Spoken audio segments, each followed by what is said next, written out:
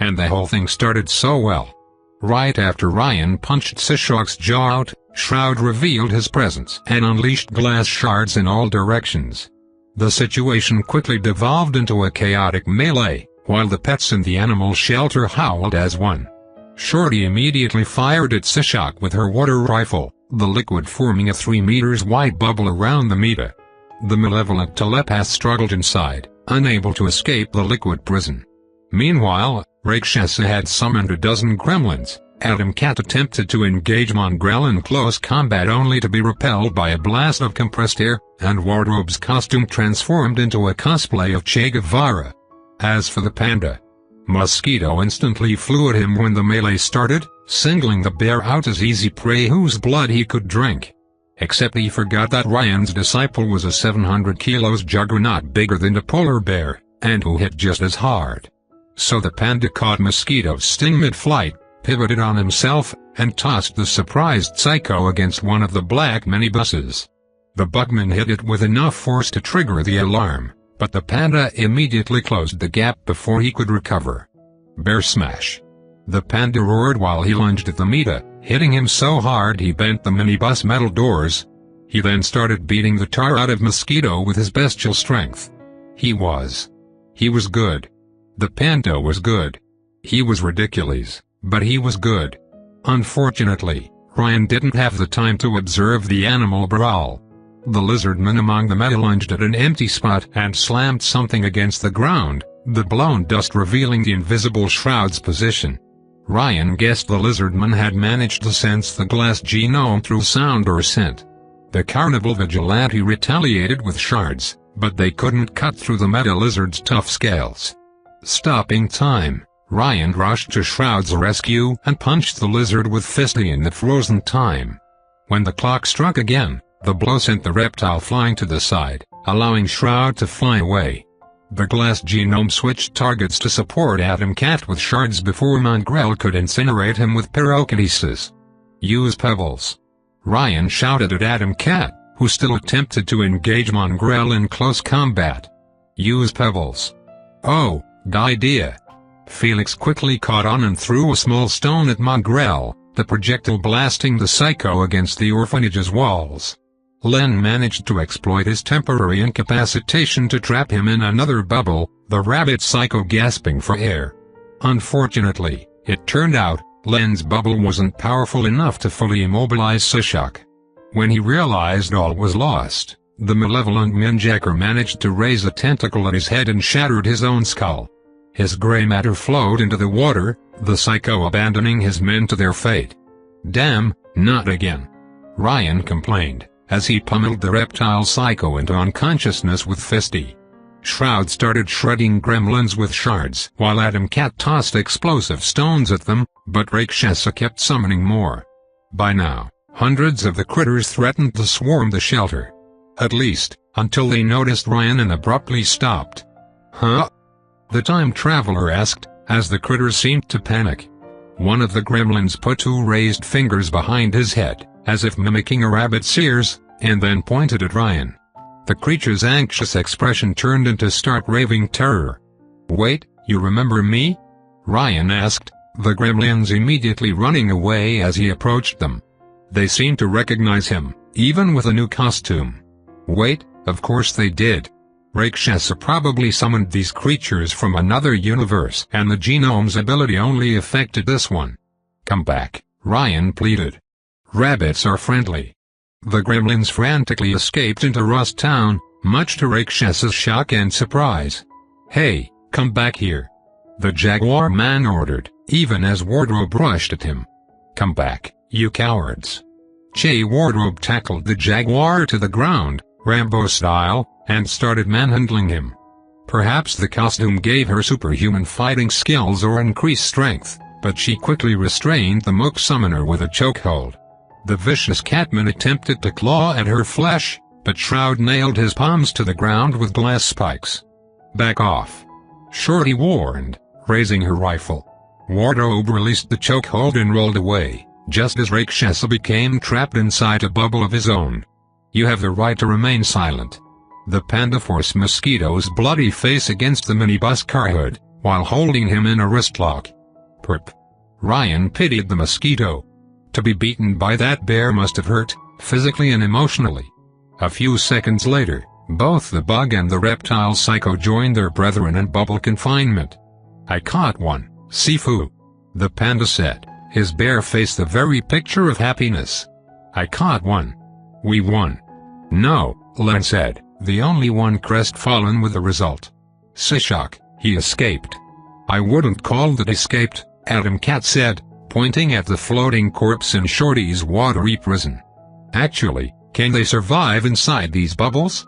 Wardrobe asked, as Mangrel and Rakshasa had both passed out inside their prison, while the wounded mosquito gasped for breath. They are monsters, but killing them. It makes me feel uneasy. They will survive, Len nodded. The special water provides them with enough oxygen to survive through direct skin contact. But not enough to stay conscious. Their body falls into suspended animation to preserve biological functions. All in all, the fight had been a crushing victory, but unfortunately, Shorty had a point. They only caught Mooks and Sishok lived to fight another day. Which meant that the Meta could not only keep their enslaved thralls, but also operate Mekran's mech. While the Dynamis heroes rejoiced, Len's face remained bitter. I should have put more pressure, she said, blaming herself for Sishok's escape. If I had increased the oxygen ratio, I could have made him pass out quicker. Shorty, it's okay, Ryan consoled her. We'll get that squid eventually. You owe us an explanation, Adam Cat scolded Ryan. Who was that invisible guy? That guy. Ryan turned around, and realized Shroud had vanished. He must have turned invisible and left before the others could ask embarrassing questions. That sneaky bastard, I hate it when he does that. What was that for? Adam Cat kept asking, suspicious. That stuff about Hector? Because I assume it is the Hector? Haven't you heard? Len snapped at him, her anger at Dynamis stronger than her social anxiety. Your employer bankrolls the Meta. Ooh, a conspiracy? The panda asked, clearly excited. The panda is all ears. I heard, but that's not possible, Wardrobe argued, her quirkiness replaced with a skeptical frown. Even her costume changed from a South American icon to normal. Why would he do that? Help monsters like these psychos. It doesn't make sense. You just have to listen to Sipsy's recording, Ryan said, opening his suit to reveal the wiretap inside. Our very own CEO hired him to attack the Augusti. To prove his point, he activated the recording. Adam Cat brimmed with rage, the panda sat on his ass without a word, and Shorty.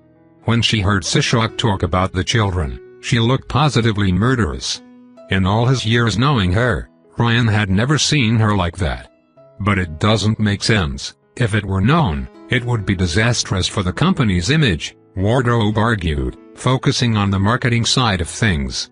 It could be an impersonator trying to ruin Mr. Manada's reputation, or the Meta could lie to tarnish it.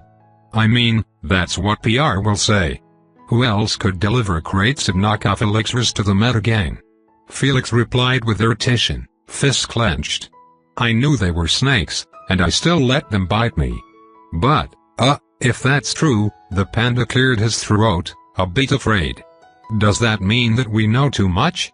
That's what happens in movies, right? We know too much, so we're all gonna die. Nobody is going to die. Wardrobe protested, hands on her waist. We will do things by the book, and take that recording to our manager. But what happens if he's in on the conspiracy too? You knew it would happen, when you brought us here, Adam Cat accused Ryan. That was your plan from the start. And who is that invisible guy? He's a friend, Ryan said. He's very shy and not as transparent as he seems, but he's a good one. A vigilante. Was it why the panda was recruited? The panda asked Ryan, his eyes widening in hope. You couldn't trust anyone else. It was technically true, in a weird way. Ryan was absolutely sure the panda had nothing to do with any conspiracy whatsoever, because no Illuminati in their right mind would hire him. Exactly, young disciple, he replied, raising a finger at the animal's heart. I chose you because of this. My liver? No, your pure heart. Ryan lightly slapped him in the back of the head. You still have so much to learn. Okay, this is way above my pay grade, Wardrobe replied after taking a deep breath, glancing at the meta gang. First thing first, what do we do about these guys? How long will these bubbles hold? Hours, Len replied laconically. Okay, good, that's more than enough time to bring them back to Optimus Tower, Wardrobe declared with a nod. Everyone loves a by-the-book arrest. What, haven't you heard? Felix the cat said with a tone filled with anger. He had left his family for Dynamis to do good, and the company had disappointed him. They'll be back on the street within hours if we do that. So what, we kill them? Wardrobe snapped back. We can't do that, we aren't vigilantes. We stand for something. There are due processes to follow. You would rather stick to your contract and risk letting these guys go? They tried to kidnap children to turn them into soldiers. Hey, everyone calm down, Ryan said, before the argument could grow more intense. Look, here is my proposal. We call our beloved manager, he sends help to bring the perps into custody, and we give him the recording. That's why I took it in the first place. I can get behind that, Wardrobe said with a nod. I'm sure Enrique will clear this up. Adam Cat crossed his arms, glaring at Ryan suspiciously. You're both in on it. You and Blackthorn. Sorry kitten, it's top secret. You're both in on it, trying to expose Hector. He marked a short pause. Good. And obviously, about what you heard today, Ryan glanced at everyone, putting a finger on his mask where the lips should have been. Shush. The panda will be as silent as a tomb, his disciple promised, before rising back on his feet. Can't I make the arrest before the cameras? Bring the perps out of the car and into the tower? Alright, that will be your first arrest. Wardrobe replied with a cheery grin. You will see, you never forget your first. And with your new costume, I'm sure you will shoot up the popularity charts. About costumes, why Che Guevara? Ryan asked. The question had bothered him for a while. Because PR never lets me wear it, or Fidel Castro's, she admitted, a little embarrassed. They say it's too subversive, even if I can survive anything when I wear his uniform. Len's head perked up, her communist radar triggered. Are you a Marxist? I would say I'm more of a social democrat, Wardrobe admitted, leaving Len disappointed. The fashion designer immediately tried to cheer her up. But I sympathize. Ryan heard his cell phone bleep, and he realized someone had sent him a message. I have to go. What? But you will miss the photo session. Wardrobe complained, glaring at him. Quick save, it would be perfect to introduce your new costume to the world. Sorry, Shorty and I need to bring the kids home, Ryan said, while Len frowned at him. Though Sishok's temporary demise had not warranted a response from Big Fat Adam, the meter would probably hit the orphanage again with heavy hitters unless evacuated. And after that, I have a date. The unknown caller had sent him an invitation. That evening, Ryan drove the Plymouth Fury south of New Rome, with Len sitting in the other seat. They made their way past the Strip and into a place that could only be called a slum. Well, maybe he was exaggerating. The place was terribly dirty, the ground littered with used drug paraphernalia, spent condoms, and even bullet casings, but it wasn't as bad as Rust Town. Ryan didn't see any feral dogs scavenging trash cans, and people walked around without the sense of paranoia that characterized the northern neighborhoods. The place was a dump, but somebody kept order. Ryan parked the Plymouth Fury at the parking lot of a particularly uninviting motel, its wall paint peeling away and its neon sign flickering. The courier noticed the remnants of a pool nearby, long drained away. Only one of the rooms had the lights on, located on the first floor. Cancel guarded the door. At least it confirmed the suspicions. It's here, Ryan said, checking the address sent by the mystery caller.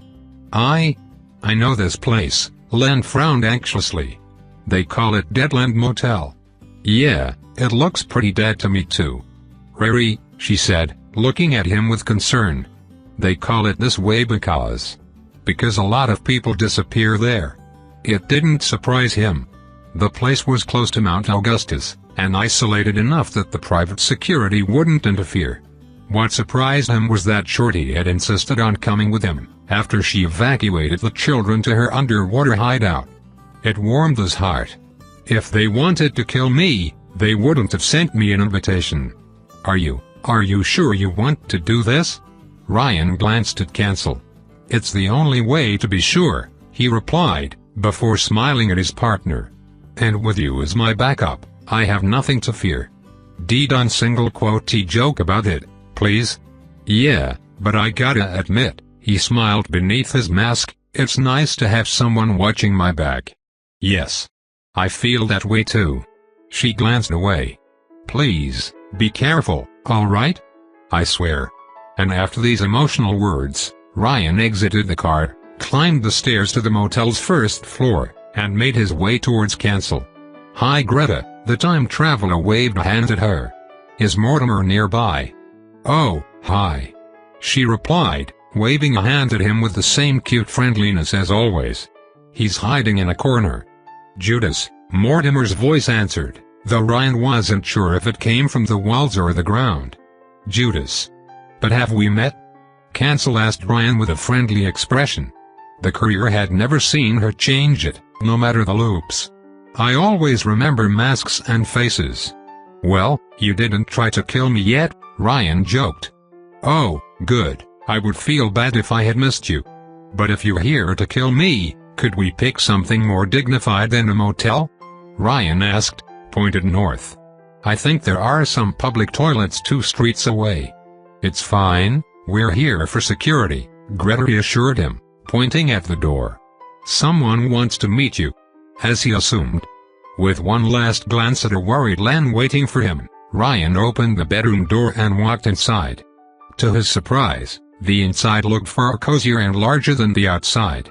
It was a pretty normal room, actually, including a king-size bed and various amenities, though Ryan couldn't help but diss the blue wall paint. Someone had set a dining table, including coffee cups, a chessboard, and even cookies. His host sat on the other side, waiting for him. Thank you for coming, quick save, Olivia Augusti said, as he closed the door behind him. Or should I call you Ryan? Ryan frowned, a bit confused. You do not know. Not quite, the Mafia princess admitted. But this is not the first time we meet, is it? How did I call you, before you turned back the hand of time? She knew. God damn it, she knew, and Cancel was 3 meters away. You called me Ryan, he replied, trying not to show his fear.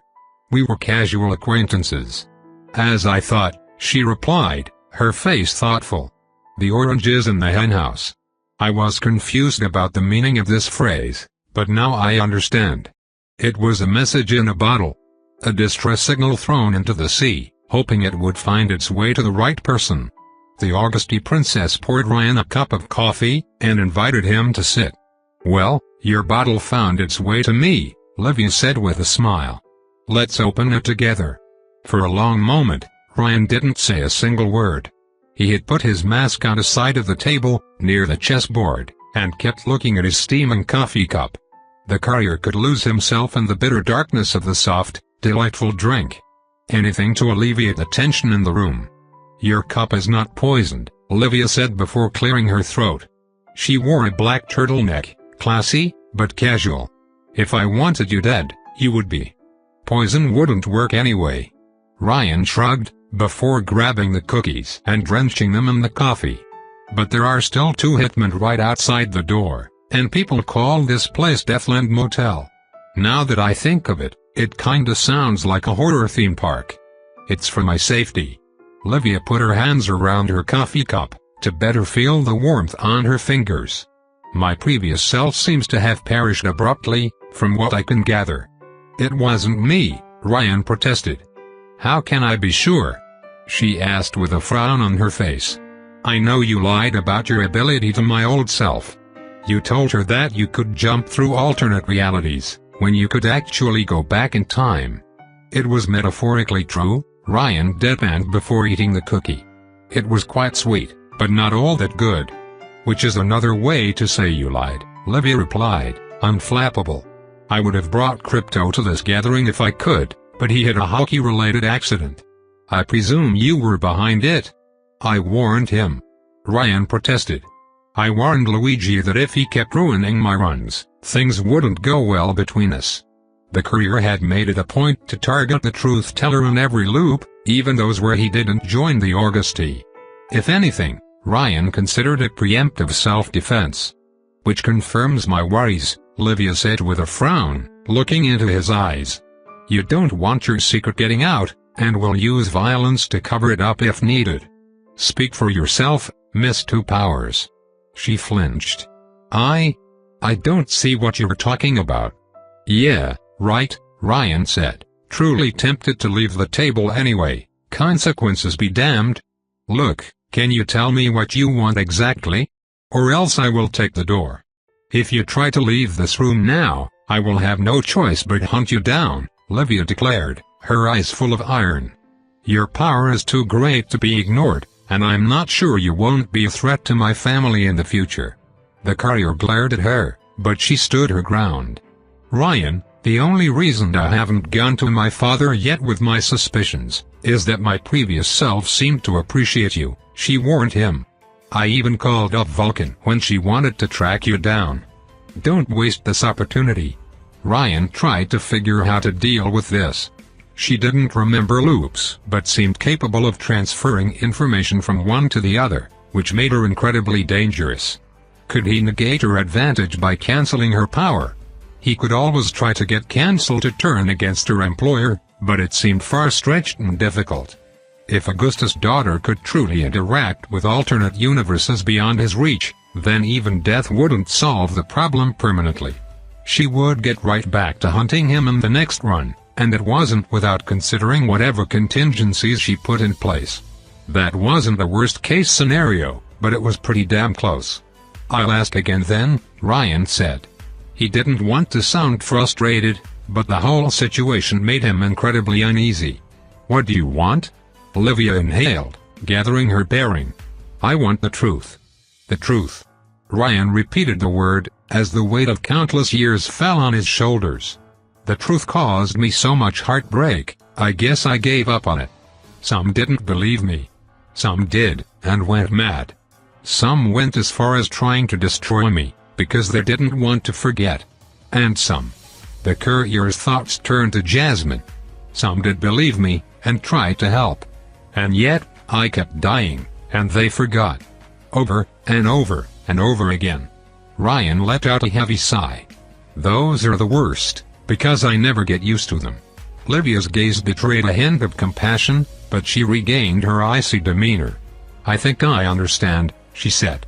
I cannot say I can fully comprehend what you went through, but I think I see your point. No, you can't. And be thankful for it. Ryan grabbed his own coffee cup.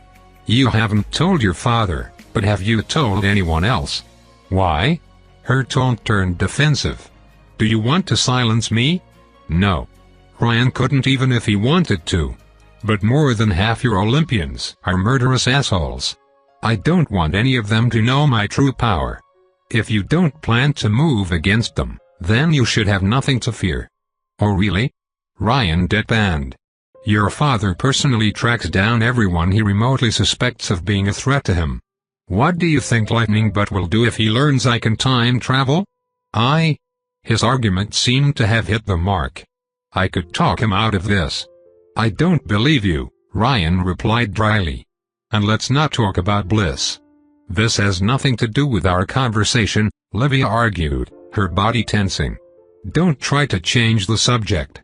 It has everything to do with it, Ryan insisted, sipping his coffee. Bliss causes sterility in unpowered humans. I used to think genomes were spared from that nasty side effect thanks to their enhanced metabolism, but not anymore. Narchinia can create life as she wishes, so there's no way she doesn't know, and she's way too nice not to have corrected that problem already. Hence, it's not a bug. It's a feature. Livia's fingers trembled around her cup, her facial features crinkled. Why would a cartel make most of its customers sterile? It made no sense to me, Until I saw your father and his crew. People like Mars look down on normal humans, like cattle. Ryan snorted. Your father wants to kill normies. Bliss isn't a product, it's a weapon. You think I wanted this? The sudden outburst made Ryan recoil in his chair, as anger broke through Livia's mask. You don't think I already tried to change that? Now it was her turn to snarl at him, bottled-up anger rising to the surface. You don't think I tried to close that death lab 1,000 times? You think I want people to associate my family's name with a drug that kills thousands each year? You think I want this? Ryan said nothing, astonished, as Livia put her hands on her face. She seemed to fight back tears. My father won't budge, she said, her voice weak. He will listen to me on almost everything, but Bliss. It's his favorite project. His legacy. Narchinia. That girl could make the world so much better. She's a miracle. But Father doesn't want to save anyone. He would rather be king of a cemetery. Livia no longer looked like the regal, confident daughter of Augustus. The mask had fallen, and beneath, Ryan only saw a young woman with far too much pressure and unwanted expectations thrown on her shoulders. At this moment, she looked so vulnerable that Ryan's anger vanished. Livia, you don't have to do this, if you don't want to, he said, taking her hand in his own. Her fingers felt so cold to the touch. Even if they're your family. You have the right to leave. I have to, she replied, pushing away his hand and wiping away tears. Someone worse will take over the organization otherwise. Livia took a few seconds to recover her composure, breathing in and out while Ryan watched. I just want to protect my family, Ryan, she said. If whatever they are still my family. My father is what he is, but he is still my father at the end of the day. Do you understand? These words made Ryan flinch, as they brought him back to the darkest days of his childhood. I don't want them to die, Livia said with a sigh. That's all I ask. I want to protect them. From Dynamis, from the Meta. From you, if necessary. You won't be able to shield them from the consequences of their actions. The Carnival's threat already loomed over Augustus' empire. I know, but I still have to try and protect them. If. She struggled to find her words, her eyebrows narrowing in bottled-up frustration. I just want to know you won't threaten them. That you aren't out to kill us. If you can guarantee that, then I will keep your secrets, and let you be. That's all. Ryan opened his mouth, closed it, and then finally decided to reassure her. I don't want to kill you or your family, Livia. Now that the courier thought it, wasn't that what he had always wanted? Somebody capable of remembering him. His first instinct was paranoia, yet she had been nothing but helpful in the previous loop. Lightning Dad was a colossal asshole, but his daughter seemed nice, for a lack of a better term. Thing is, Ryan said, trying to find his words. I always hoped something like this would happen. That someone like you would come along, and remember me. But now that it finally happened, I have no idea how to deal with this. It's new? She suggested with a sigh. Yes, he said and nodded. And not in a funny way. I've grown used to controlling everything in a loop, and now, you're threatening to take all my progress away. I understand, Livia replied, with a forced smile. I feel the same way about you. I never met someone immune to my power before. It's a little scary, and disturbing. I don't know what to expect. They were both afraid of the other. Hedgehog's dilemma hit again. Eventually, after a long minute of thinking, Ryan reached a decision. It was a very risky move, but he had pushed his chips on the table a long time ago. He might as well see the river. All right, if you want the full truth about my power, then I will give it. He would be as honest with her as he had been with Len and Jasmine. But trust is a two-way street. She considered his proposal for a while, her face thoughtful. What do you want in return? I want the truth too. How can I know that you won't take any information I gave, and then use it against me in your next attempt? What guarantee do I have that you won't send your army of genomes after my hide? Ryan let out a shrug. Thing is, if neither of us is willing to take a risk, then there's only one way it will end between us. And? He looked at this woman, who reminded him so much of someone else. And I don't want to go there. Augusta's daughter said nothing, mulling it over as she sipped her coffee. Eventually, she reached a decision. Fine, Livia declared, putting down her cup on the table. I accept your terms. First question then, Ryan asked, glancing at the walls. Why this motel? It made her chuckle a little, releasing some of the tension in the room. That is the first thing you wish to know. It's cozy, but I'm not fond of the wall paint. You should try purple, it goes well with everything. Felix and I used it as our hideout, of a sort, Livia admitted, glancing at the chessboard. It was a private refuge we used when we wanted to get away from our families.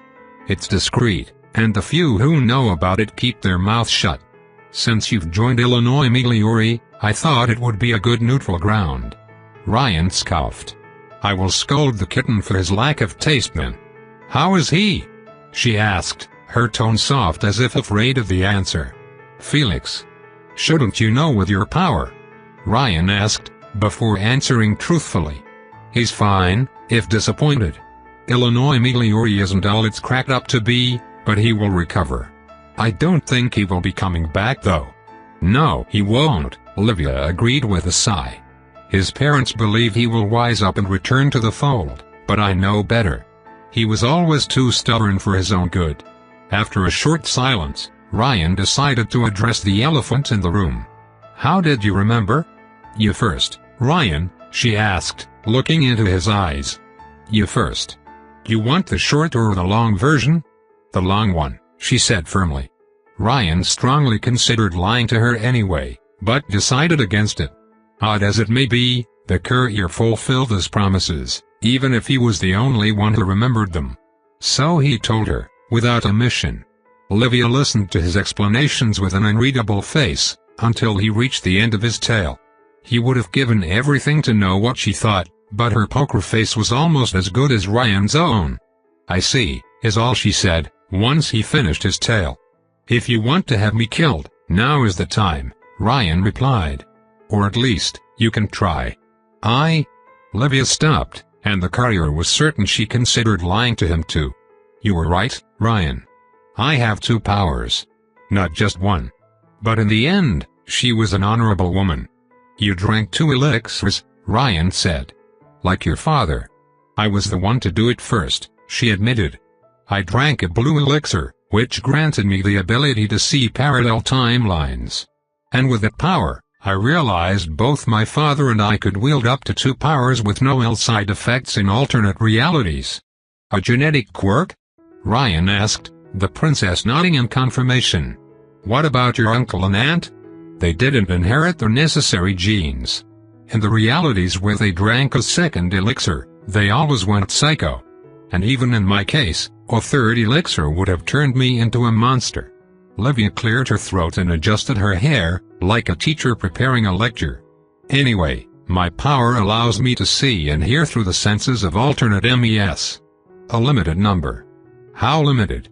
Ryan asked, as he stole a second cookie. 6, the princess said, her eyes squinting. If you want a metaphor, I can watch up to 6 plasma screens at once. I can switch the channels, but I cannot turn them off. My power is always active. And you realized I could go back in time by talking with these alternate selves. Yes and no, Livia admitted. Thing is, I don't perceive these other Livia directly. I use a hub. It's hard for me to describe it, but I constantly see myself in 2 places. The one where I'm at right now, and a blue place where I can select the channels.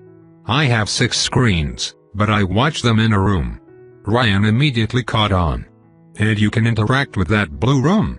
Yes, I can record voices and notes, like an archive, she nodded with a smile, happy he understood her. I actually noticed notes I didn't remember writing. I assumed that my alternate selves also had access to this place and recorded information. Until I met you. You kept notes on me, Ryan guessed. Notes with dates, about how you met a dashing rogue your power couldn't perceive. I wouldn't call you dashing, The princess teased him. Now that they had both opened up, the tension between them had slowly lessened. But yes. If it had been recorded by an alternate me, then she shouldn't have been able to perceive you. The way we met was also different, and I had the intuition you knew me already. But how did you realize I was time traveling? I don't know anything about video games, Augustus' daughter admitted with a sheepish smile. So I looked up what your name meant. I quickly connected the dots, and it clicked. Ryan blinked at Livia, trying to see if she was serious. It couldn't be. You figured it out, and you aren't even a gamer? There are no words to describe my sheer disappointment. I'm surprised you took such a risk with a name like that, she said. Unless it was another bottle thrown to the sea? Maybe. Ryan ignored the question, focusing on her power's mechanics. Elements made me think that all true genomes draw their powers from a higher dimension, that embodies their color's essence. The more he had thought about that theory, the more Ryan had come to believe in it. A dimension of energy for red. The crossroads of all space-time for violet. A universe of thoughts and information for blue. Livia guessed his theory. I think you are like me, Ryan explained. A part of you, perhaps a psychic presence, exists in that blue world. It allows you to record information outside space and time, and to see through alternate realities. But not my consciousness, Livia realized. Which is why my memories do not carry over when you overwrite our universe. I wonder why I didn't notice the passage of time in these alternate worlds. Some should have carried on for years, if you don't affect them. Because I don't think you actually see parallel universes, or at least not as you understand them, Ryan replied. I think your power creates and sustains them. Livia gave it some thought, before grasping his theory. You think they aren't actually universes that physically exist, but elaborate simulations? Possibilities that collapse whenever you stop observing them. They only start existing when you use power. I never saw things like that, the princess admitted. But that would explain why you don't appear in any of them. You are the controller. The one who decides if the current reality and all its possible branches exist at all. Your power trumps mine. Both of them? Ryan teased her. We can check, she said with a smug smile. He had triggered a competitive instinct within her. I mean, if you want. Ryan accepted the challenge, raising his hand and moving his fingers towards himself. Bring it, princess. He felt something in the back of time seemed to flash forward, and when Ryan regained consciousness, the white pawn and black knight on the chessboard had moved. Livia, though, seemed extremely confused. Is that all you got, Violet? Ryan taunted her. That's very strange, Livia admitted with a scowl. Can you try your time stop on me, Ryan? I wish to check something. He did, and she froze like everything else. Unlike her father, she couldn't move in the stop time. I think I sensed you activate it, Livia said when time resumed, before noticing a cookie in her hand. But clearly, I'm not immune to it. Well, your dad is, Ryan shrugged. One of you was enough. Oh, really? Livia blinked a few times in a row. That would explain some things. The courier raised an eyebrow. How so? Sometimes, Dad seems to stutter, or stop mid-sentence before repeating himself.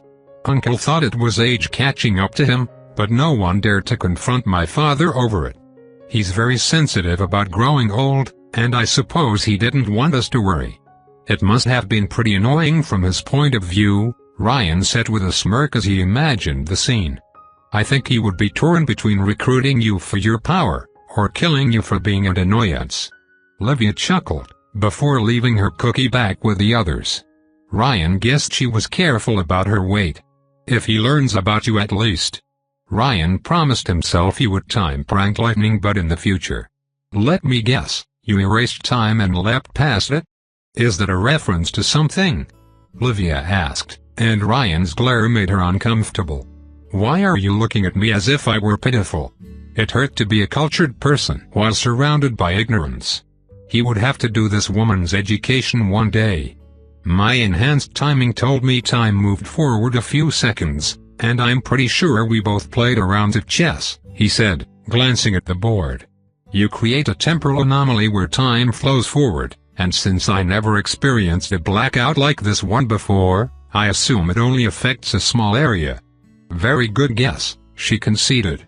Yes, I create a localized temporal anomaly where time behaves oddly. Events proceed as they should have, had I not used my power, but everyone except me is in the trance following a script. In that anomaly, I am the only one capable of adjusting my actions and applying force to objects, making me invulnerable. And when time resumes normally, only I remember my actions. Livia crossed her arms. Or at least, that is how it works with everyone else. But not me, Ryan said with a smirk. My time fu is stronger than yours. I can see the results of your actions, but not interact with them, she admitted with a scowl, her pride wounded. I put a white pawn forward, and the black knight moved on its own. As if you were a ghost capable of affecting the physical world, but immune to retaliation. Perhaps it is because you partly exist in this purple world. If their powers interacted so weirdly together, Ryan didn't dare to invite acid rain to the table. So in the temporal anomaly, I am, what, intangible? Invulnerable? Livia answered his question with a nod, and the courier remembered Ischia Island. I think you might have saved my life once that way. Livia must have tried to skip time in an attempt to survive the Bahamut's blast, but her power probably ran out before she could find shelter. While Ryan was already in the bathysphere, and their weird power interference caused the device to move away. Or at least, it was his best guess. He would need more trial and error to figure out how their powers truly interfered with each other. The princess' expression turned from curious to sour, her eyes looking at her coffee. Ryan, why did you join the Augusti in the past, and now work for our enemies? What game are you playing at? Long story, but I agreed to destroy the Bliss Factory on behalf of another organization, Ryan said. Or else they would take things into their own hands, and kill a lot of people. She scoffed. I see. I see you aren't against it. Ryan frowned, as his intuition kicked in. Last loop, you insisted I go to Ischia Island when you were inspecting the defenses.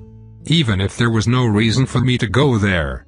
You wanted me to sabotage that drug farm. I must have suspected something was up with you then, Livia replied while looking away. Who asked you to do that? Dynamis? No. She looked into his eyes. Then who? Ryan hesitated. He remembered how she interacted with Shroud last time, and he had the feeling her beef with the Carnival was personal. If she knew, the Augusti would track Shroud down, and the courier didn't want his translucent ally to die. I can't tell you. Instantly, he felt the tension rising again in the room. I see, Livia said with a frosty tone. Then, how did I die the previous time? You really want to know? Ryan asked her, and she nodded sharply. The Meta murdered you with an orbital laser. The princess blinked as she digested his answer, and then frowned. You're lying. I wish I was, Ryan replied, the memory of the disaster souring his mood. I'm working towards preventing it. It's impossible, I should have seen it coming, Livia protested. You kept seeing yourself dying in alternate realities. Then that can only mean two things, she said, arms crossed. Either the Metagang has a method to counter my power, or they decided to attack me first in every alternate universe I observed. Some of my other selves should have survived otherwise. The Meta did have access to Mekran's bunker and the technology within it, but Ryan considered the second option more likely. Knowing Big Fat Adam, he must have decided to target any precog capable of raising the alarm on his plans to destroy New Rome first. Unfortunately, this made Livia ask only more questions, rather than less. How did they manage to get an orbital laser in the first place? Ryan weighed the pros and cons of telling her about Mekran's armory, before realizing the risk was simply too great.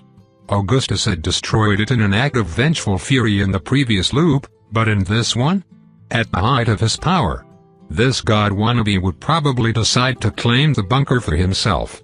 I can't tell you. You can't tell me? Livia glared at the courier. You would rather let Adam the ogre get his hands on a WMD rather than tell me?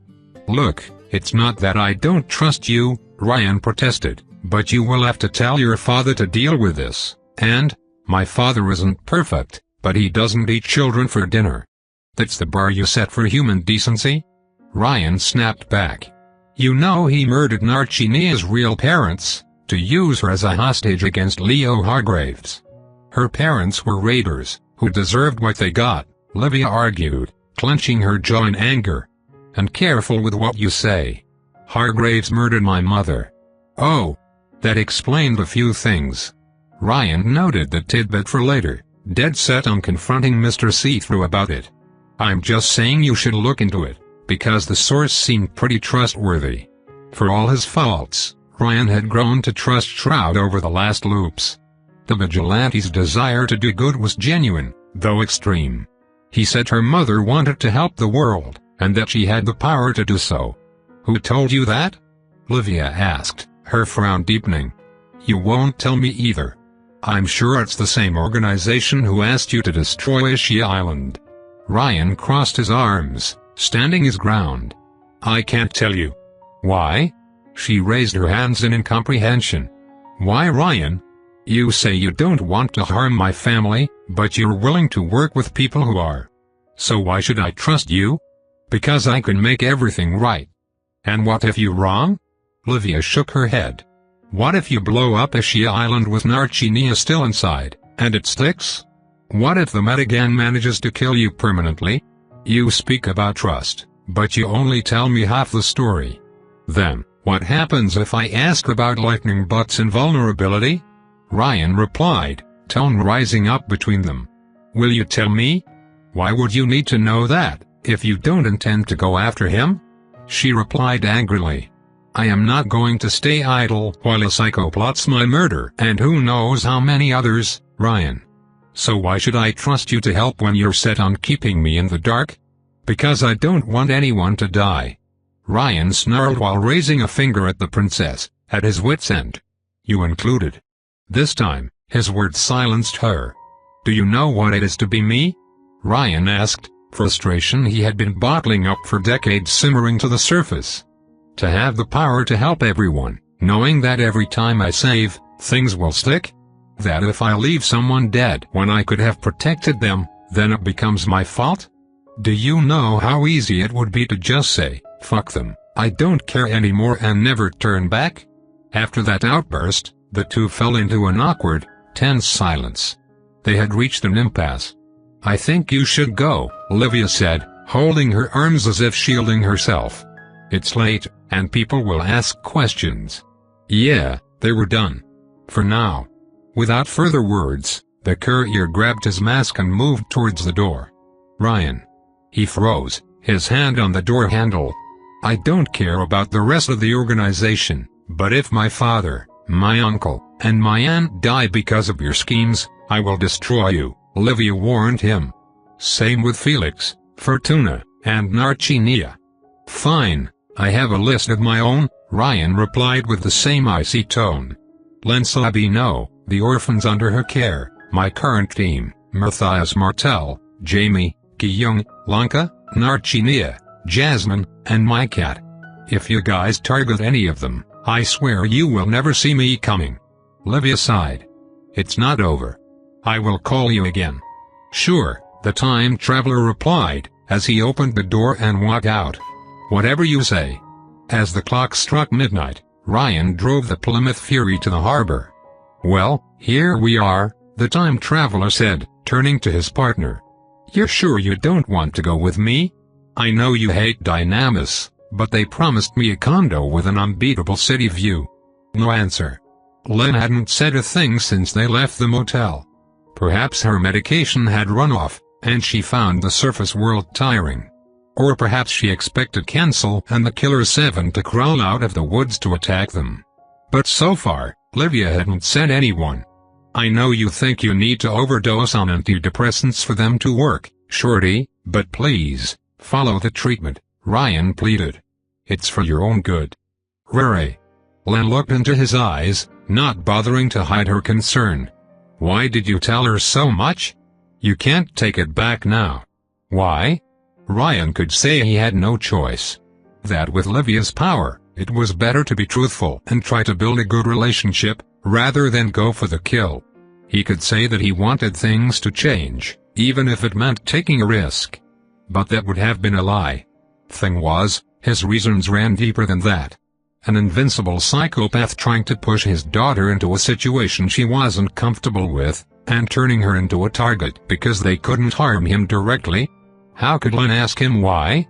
Because I've seen it before, Ryan said, looking at the Mediterranean Sea. And it didn't end well the first time around. Ryan had to give it to Dynamis. The company spoiled its heroes rotten. Enrique had granted the courier a full penthouse suite, located on the Optimus Tower's 25th floor. Ryan slept in an apartment-sized bedroom, with a plasma screen TV and an unbeatable picturesque window view of the city. The suite was fully stocked with amenities and tastefully decorated, with no inch of ground left without a carpet. Each piece of furniture had been carefully selected to create an atmosphere of opulent relaxation. The bathroom included a private pool with a jacuzzi included, and even a bar. The suite itself was only part of the package though. Ryan had a dedicated staff available at all times to fulfill all his whims, from the mundane to the truly bizarre. The courier had tested the waters and learned almost nothing was off the table for him, from drugs to prostitutes. So long as none of his excesses made their way to the media anyway. And the cherry on top of the cake, the walls and windows were soundproof. Of course, the suite was filled with cameras spying on him, but Ryan hacked them 5 minutes after taking over. On the morning of May 11th, the courier finished dressing in his new costume, when he heard someone ring the bell. "Somebody call security, the poor are at the gates," he declared through the intercom, though a camera system showed him wardrobe and Adam Cat waiting on the other side. "I can't stand the stench of the middle class. Does your majesty want cake for his morning breakfast?" For once Felix didn't wear his face mask, revealing his true face to the world. And quite the handsome one too. He looked like a masculine version of his gorgeous sister. "Hi, Ryan," Wardrobe said, much more politely. "Can't we get in? We have a tight schedule today." Ryan lowered himself to let these guests inside his lair, even if Adam Cat looked too much like a nouveau riche for his refined patrician taste. The splendor of his suite immediately floored his teammates. "How is it that your place is bigger than mine?" Wardrobe asked, green with envy, as they made their way into the main room. Ryan's sofa was larger than most king-sized beds, and faced a state-of-the-art home cinema. "I thought only pro-leaguers could get a penthouse suite." "I have special needs," Ryan replied, trying to sound as foppish and pompous as possible. "I fall ill without 300 square meters to live in." "I have a big one too," Felix said, his dirty, plebeian mind unimpressed by the luxurious penthouse. "I suppose Enrique wanted to make us feel welcome. That, and to bribe them." Ryan hadn't gotten anything like this suite in his previous Dynamis run, probably because Enrique didn't feel the need to placate him. "What did Green Hand say when you gave him the recording?" "He said thank you, and sent us on our way," Felix replied with a scoff. Disappointing, but not surprising. Blackthorn probably needed more time to make a move against his patriarch. Unfortunately, Ryan wasn't certain they had it with Sishok still at large. On one hand, his demise had caused Adam to throw away all caution in his attempt to unlock the satellite, but Sishok also provided near-limitless cannon fodder to throw at the bunker's defenses. Though Ryan and Lan warned residents like Polly to escape the district, the courier had no idea if it would slow down the Metagang's progress. Ryan remembered that Vulcan's disastrous assault on Rust Town happened on May 12th, with Sishok blasting everyone to Kingdom Come with Mekran's mech. It meant that even with Sepsi, the Meta shouldn't unlock the bunker's full power before that date, or else they would have used the Behemoth on the invaders. After May 12th though, this loop would enter uncharted territories. And that was without taking Livia into account. "Though I saw Wyvern go into his office right after us," Adam Cat added. She looked rather pleased too. "I wonder why." "If you want to hear all the hero gossip, you have found your gal," Wardrobe said with a wide smile. "Do you know Blackthorn and Wyvern are an on and off item?" "No way." Ryan said with shocked surprise. But what about Vulcan?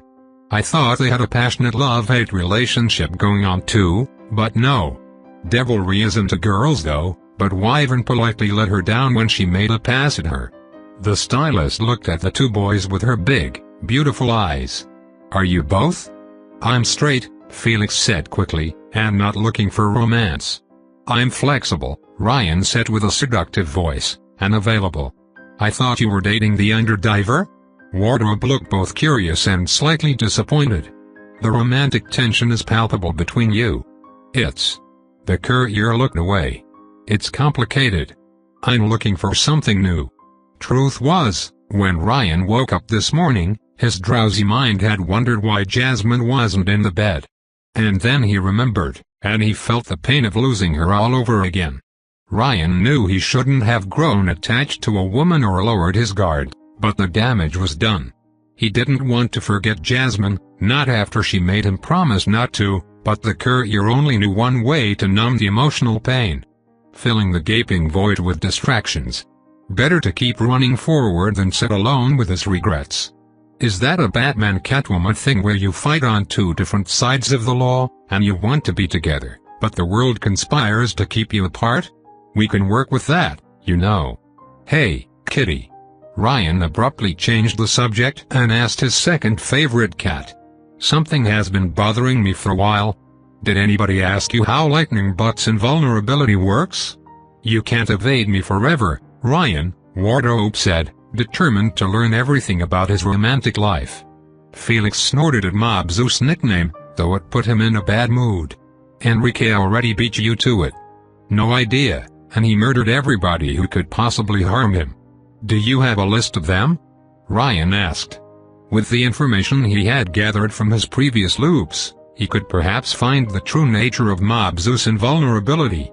He wanted peace with Livia, but he had the feeling he might have to confront Lightning Bud at one point in order to achieve his perfect run.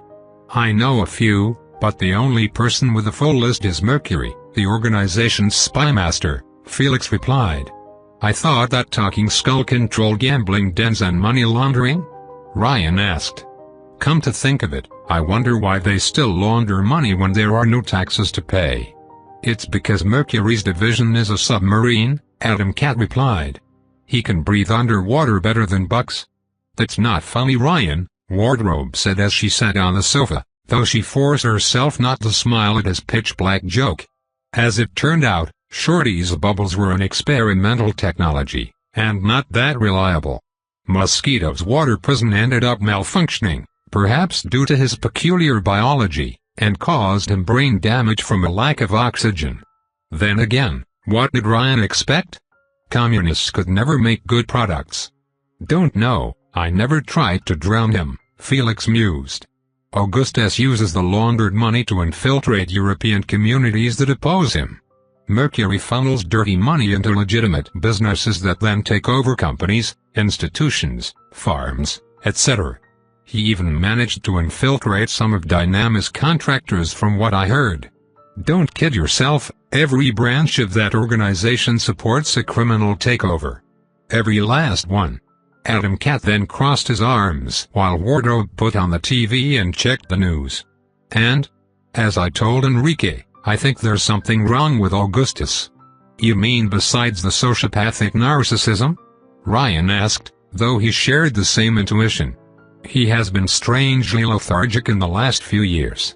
Beforehand, he used to track down some foes himself, to remind the masses that he is a tough psychopath you don't want to mess with, but now he lets Pluto do it for him and hasn't left his villa in years. Dad told me he seems to forget the world exists for minutes at a time, and he keeps an electrical halo around himself whenever he's in public. When I asked Livia why, she wouldn't answer. He's sick?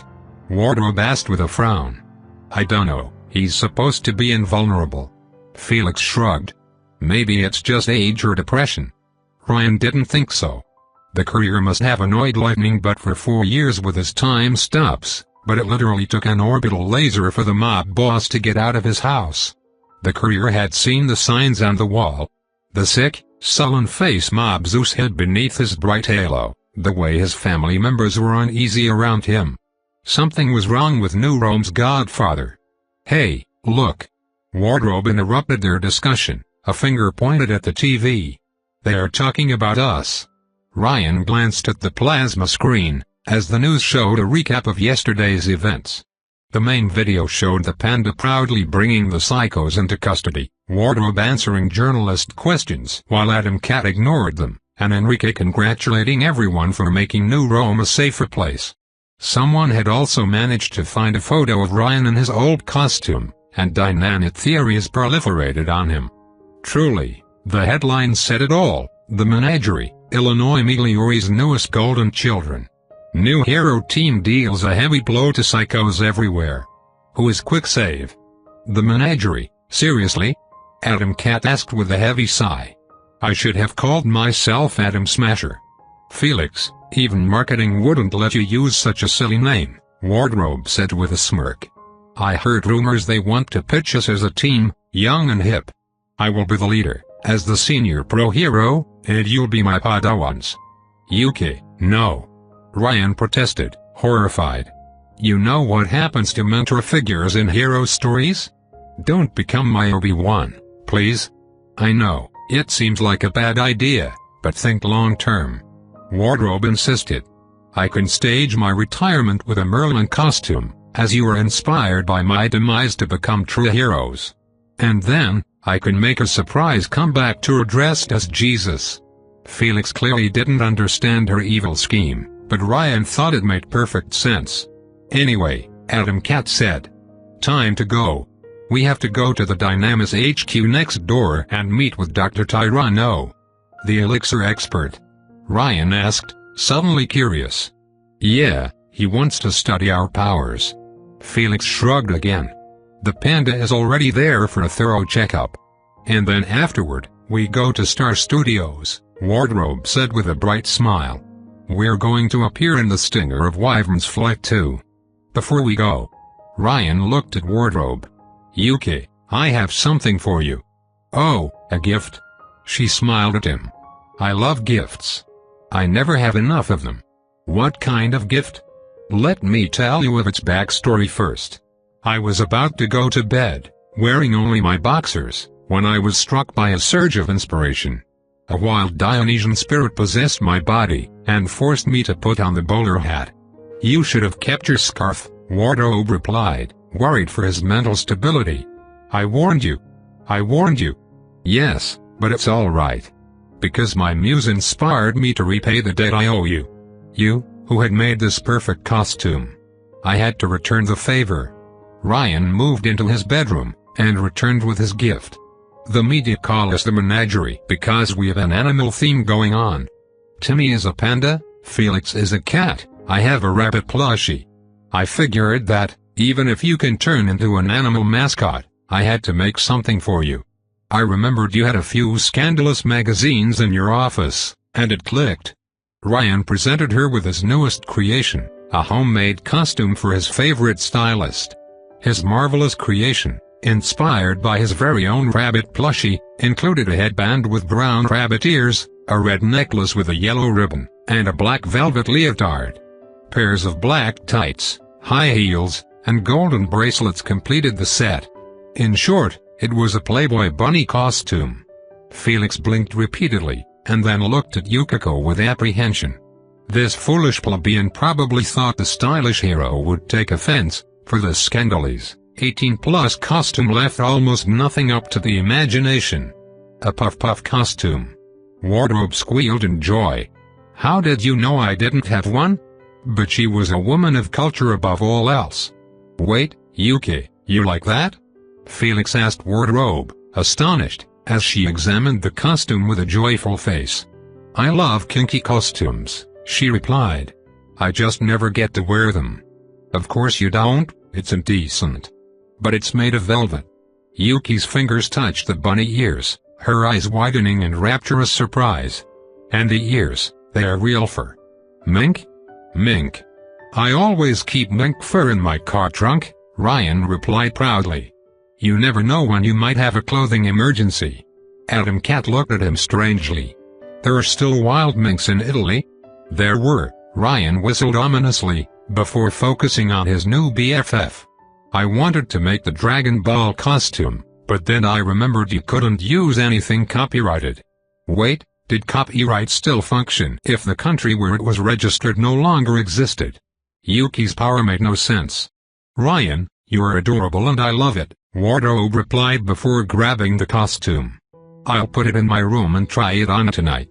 No way Dynamis will let you dress like that in public though, Felix stated the obvious. Wyvern wears a leotard just fine, the stylist pointed out. Yes, but it isn't a Playboy bunny costume, and didn't you complain that Dynamis markets you as a kid-friendly superhero before? Wardrobe instantly deflated. Oh, yes, that's right, I forgot about it. It will clash with my current branding. Wait, I know a way to market it, Ryan said, struck by inspiration. He couldn't let his new BFF down. Yuki, you are transitioning from the Little League to the pro circuit. You are leaving the innocence of childhood behind, for the grim and gritty reality of crime fighting. A dark age phase. Wardrobe muttered to herself. And then when I become too grim and controversial, I emerge from the darkness with something classy and elegant. Like a bodysuit with a cape. Ryan summarized her marketing strategy in one sentence. A seamless transition from kid's mascot to adult icon. You know what, I don't think I'm comfortable wearing this in public yet, but I will totally wear it in private. Wardrobe kissed Ryan on the cheek. Thanks. You really shouldn't have. Wardrobe, there are beautiful things in this world. And you're one of them, Ryan admitted, struggling to hold back tears. I felt so alone before meeting you. The last bastion of culture in a world gone mad. I felt the same way too, she replied, with tears in her eyes. When I joined, they asked me to wear synthetic fibers. Synthetic fibers. No respect. No respect. It's okay, Yuki, it's okay, Ryan said while hugging Wardrobe, letting her head rest on his shoulder. Cry on my cashmere suit. Do you feel the softness? Do you feel better?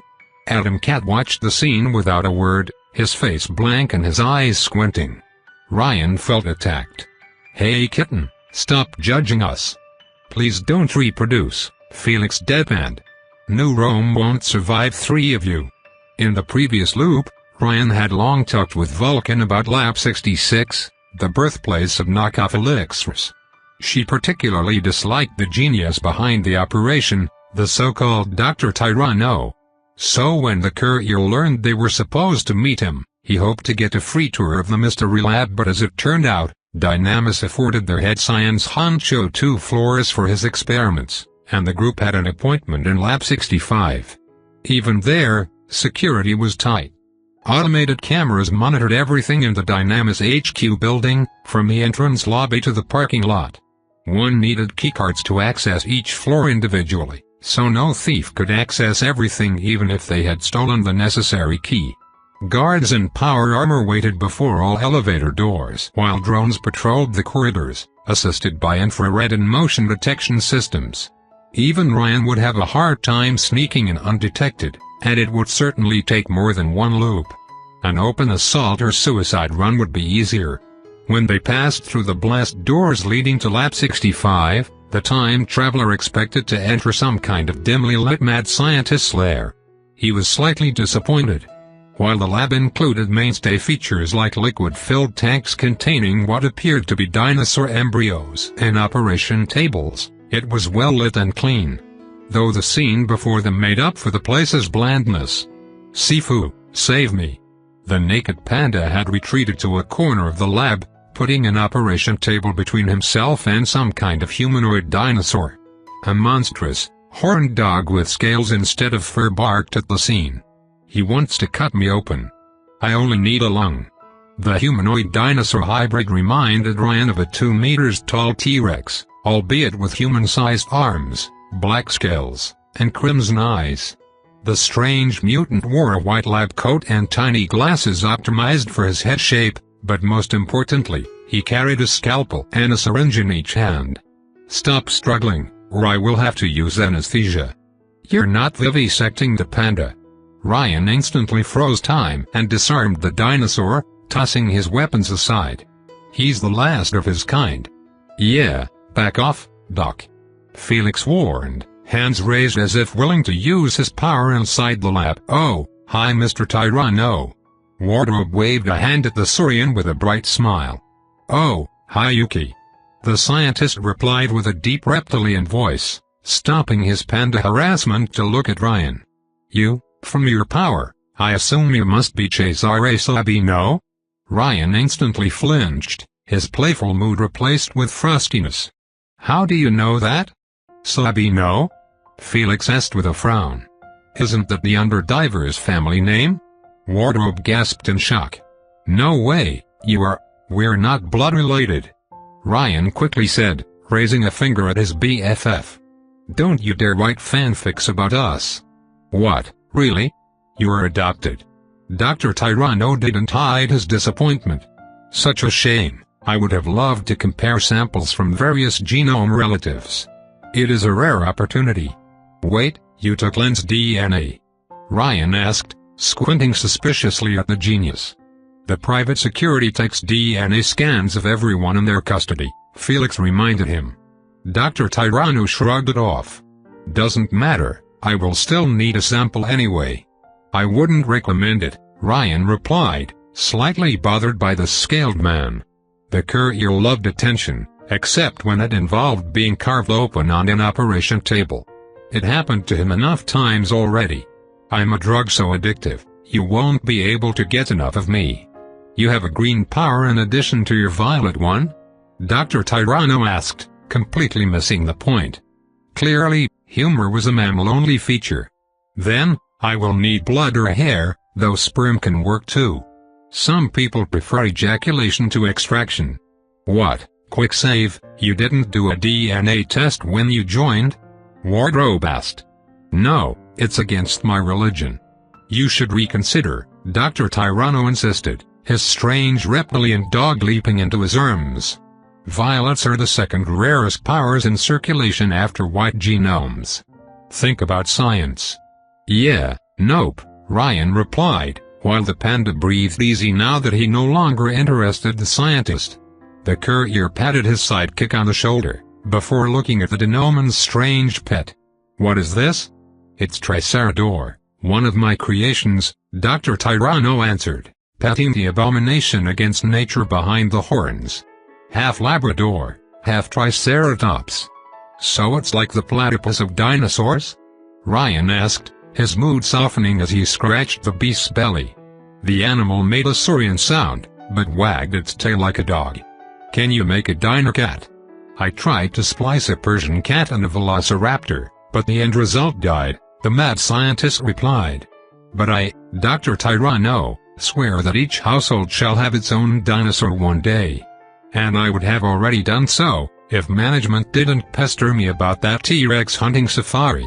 What, they want to create a reserve where rich people can hunt dinosaurs, like lions?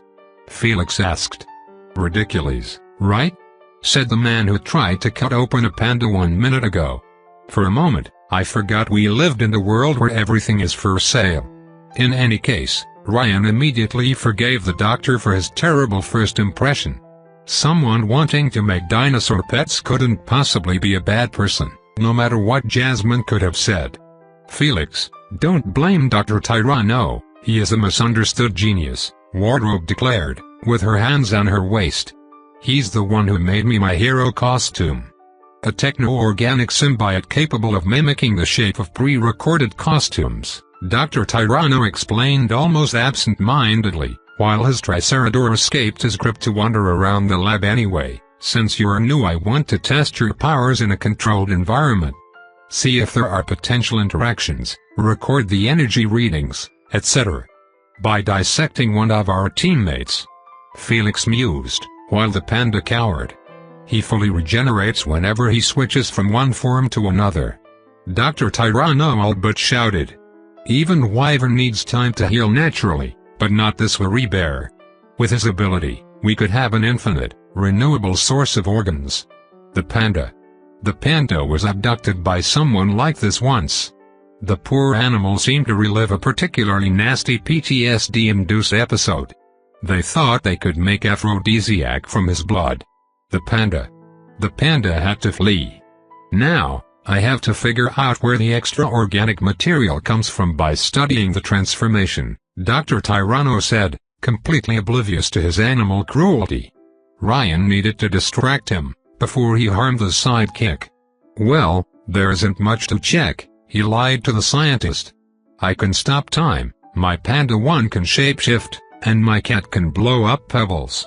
Wardrobe chuckled. You can stop time and there is nothing interesting about that. About the pebbles part, after our last battle, I realized I could modulate my explosions. By now, Felix ignored all of Ryan's cat jokes, much to the courier's displeasure. Charge weapons, delay the blast by a few seconds, and then throw them.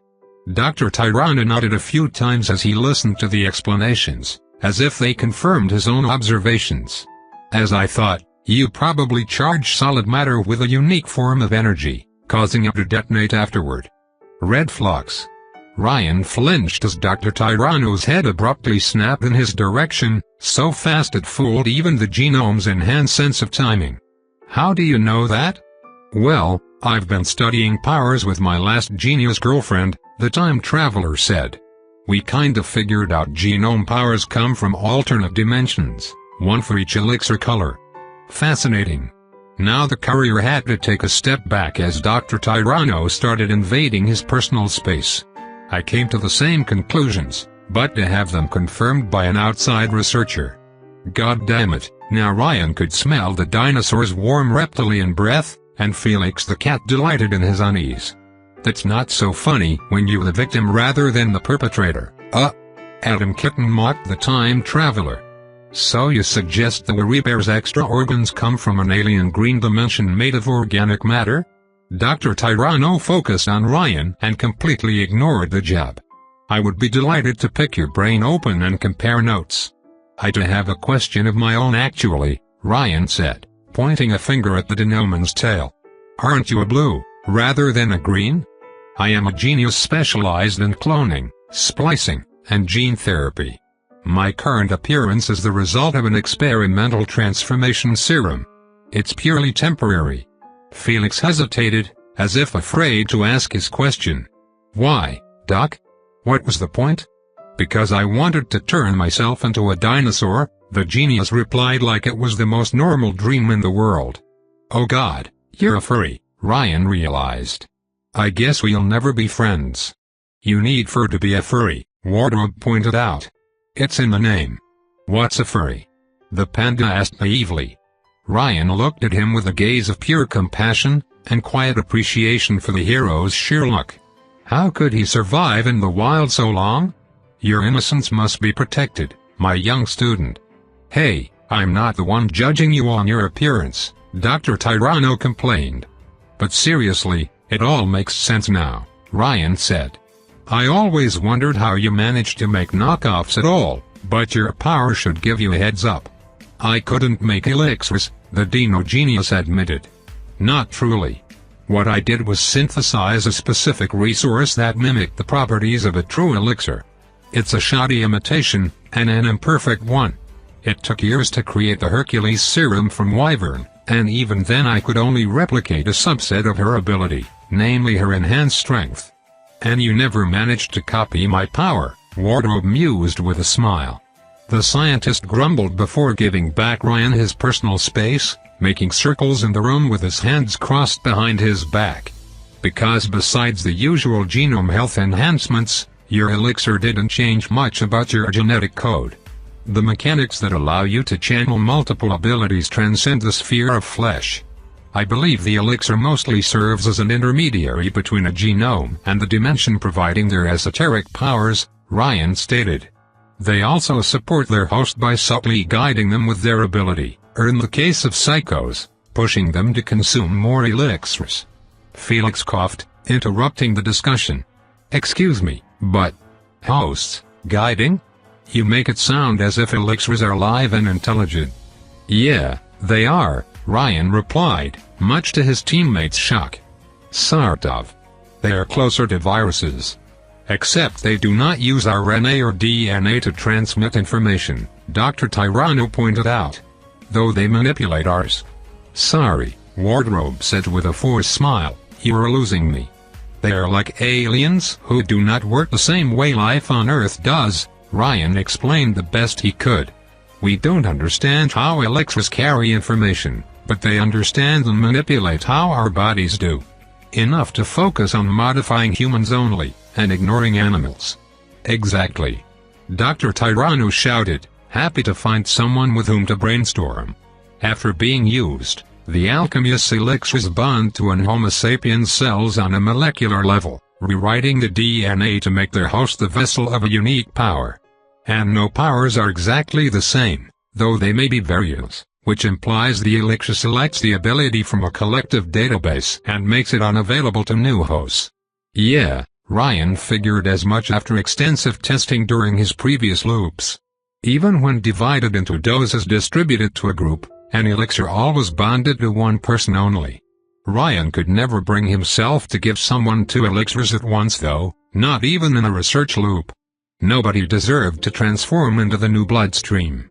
Unfortunately, when you have more than one, even from the same color, they start to conflict, Ryan continued, while his teammates clearly struggled to understand. They edit the same genes. Think of it as 2 writers fighting over a script. They keep rewriting the other's work until the sentences don't make sense. And you can only have 2 powers at most. After which, the original 2 elixirs in the host cells cannibalize the newcomers. Dr. Tyranno finished, he and the courier working in perfect synchronicity. They repurpose new elixir injections towards stabilizing the unstable genetic code, but only for a while before they start fighting again. Psychos instinctively know that, as the elixirs in their bodies influence them to collect more in a doomed attempt to reach an equilibrium. What about Mongrel? Felix asked. He could use more than 2 abilities when I fought him. Ah, I can already answer that question. Dr. Tyranno said triumphantly. From the samples gathered from his custody, I can attest that this psycho consumed an alchemist-made white elixir, followed by almost all knockoffs available on the open market. So he's a white with the power to have more than 2 powers. Adam Cat asked, while the genius nodded. That's cheating. Instead of cannibalizing newcomers, the original elixir seems to force them to play along like a referee. It allowed his body to channel more than one ability, but unfortunately didn't protect him from elixir conflicts, mutations, and addiction. The substances don't destroy each other, but they still conflict. Truly fascinating. Such was the tragedy of Mongrel. He had earned an overpowered ability in theory, but lost the mental faculties needed to use his limitless potential. Do you think the psycho condition can be cured? Ryan asked Dr. Tyranno. He had given up after facing roadblocks in his understanding of elixirs, but perhaps the Saurian knew more than he did. Of course it can be. The genius lambasted the time traveler. Nothing is impossible. Yeah, Felix said. Augustus has 2 powers without any side effects as far as I know. Oh, could the panda get 2 powers? Naive Timmy's eyes widened in hope. 1 for each form? Possible, though unlikely. Dr. Tyranno said, seizing the opportunity for a free mad experiment. We can always try, but you will need to sign a discharge first. Ryan lightly slapped the panda in the back of his skull, much to his surprise. Ouch, Sifu, what was that for? Your real power is there, arrogant young disciple, Ryan said, pointing a finger at his sidekick's heart. Do not be greedy, you already have the greatest power of all. Why yeah, right, the panda said and nodded, but misunderstood his master's wisdom. I should master it first, before thinking of gaining a new one. There are rare cases of individuals with 2 powers and no side effects, Dr. Tyranno said. Augustus is the most famous, but not the only case on records. Either these lucky few possess specific genes, or their elixirs modify different parts of the DNA sequences without conflicting. Since unlike psychos, Augustus' powers haven't formed an obvious synergy, I believe they coexist independently. I think I get it, Wardrobe said, having struggled to follow the discussion so far. You have 2 creators, but instead of fighting, they each design a different part of the ensemble?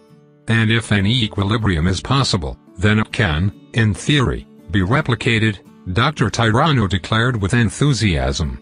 Imagine giving 2 powers to every genome with no side effect? I could become a blue-green and maintain this transformation permanently, joining my bountiful intellect with a powerful Saurian body. But you need to figure out the reason why there is an equilibrium at all, Felix pointed out. All your points are mere hypotheses. For all you know, it depends on the elixirs used rather than anything innate in the host. Yes, and unfortunately the few individuals with 2 powers in Italy refuse to cooperate. Dr. Tirano shrugged. In any case, we do not yet understand elixirs enough to cure the psycho condition yet.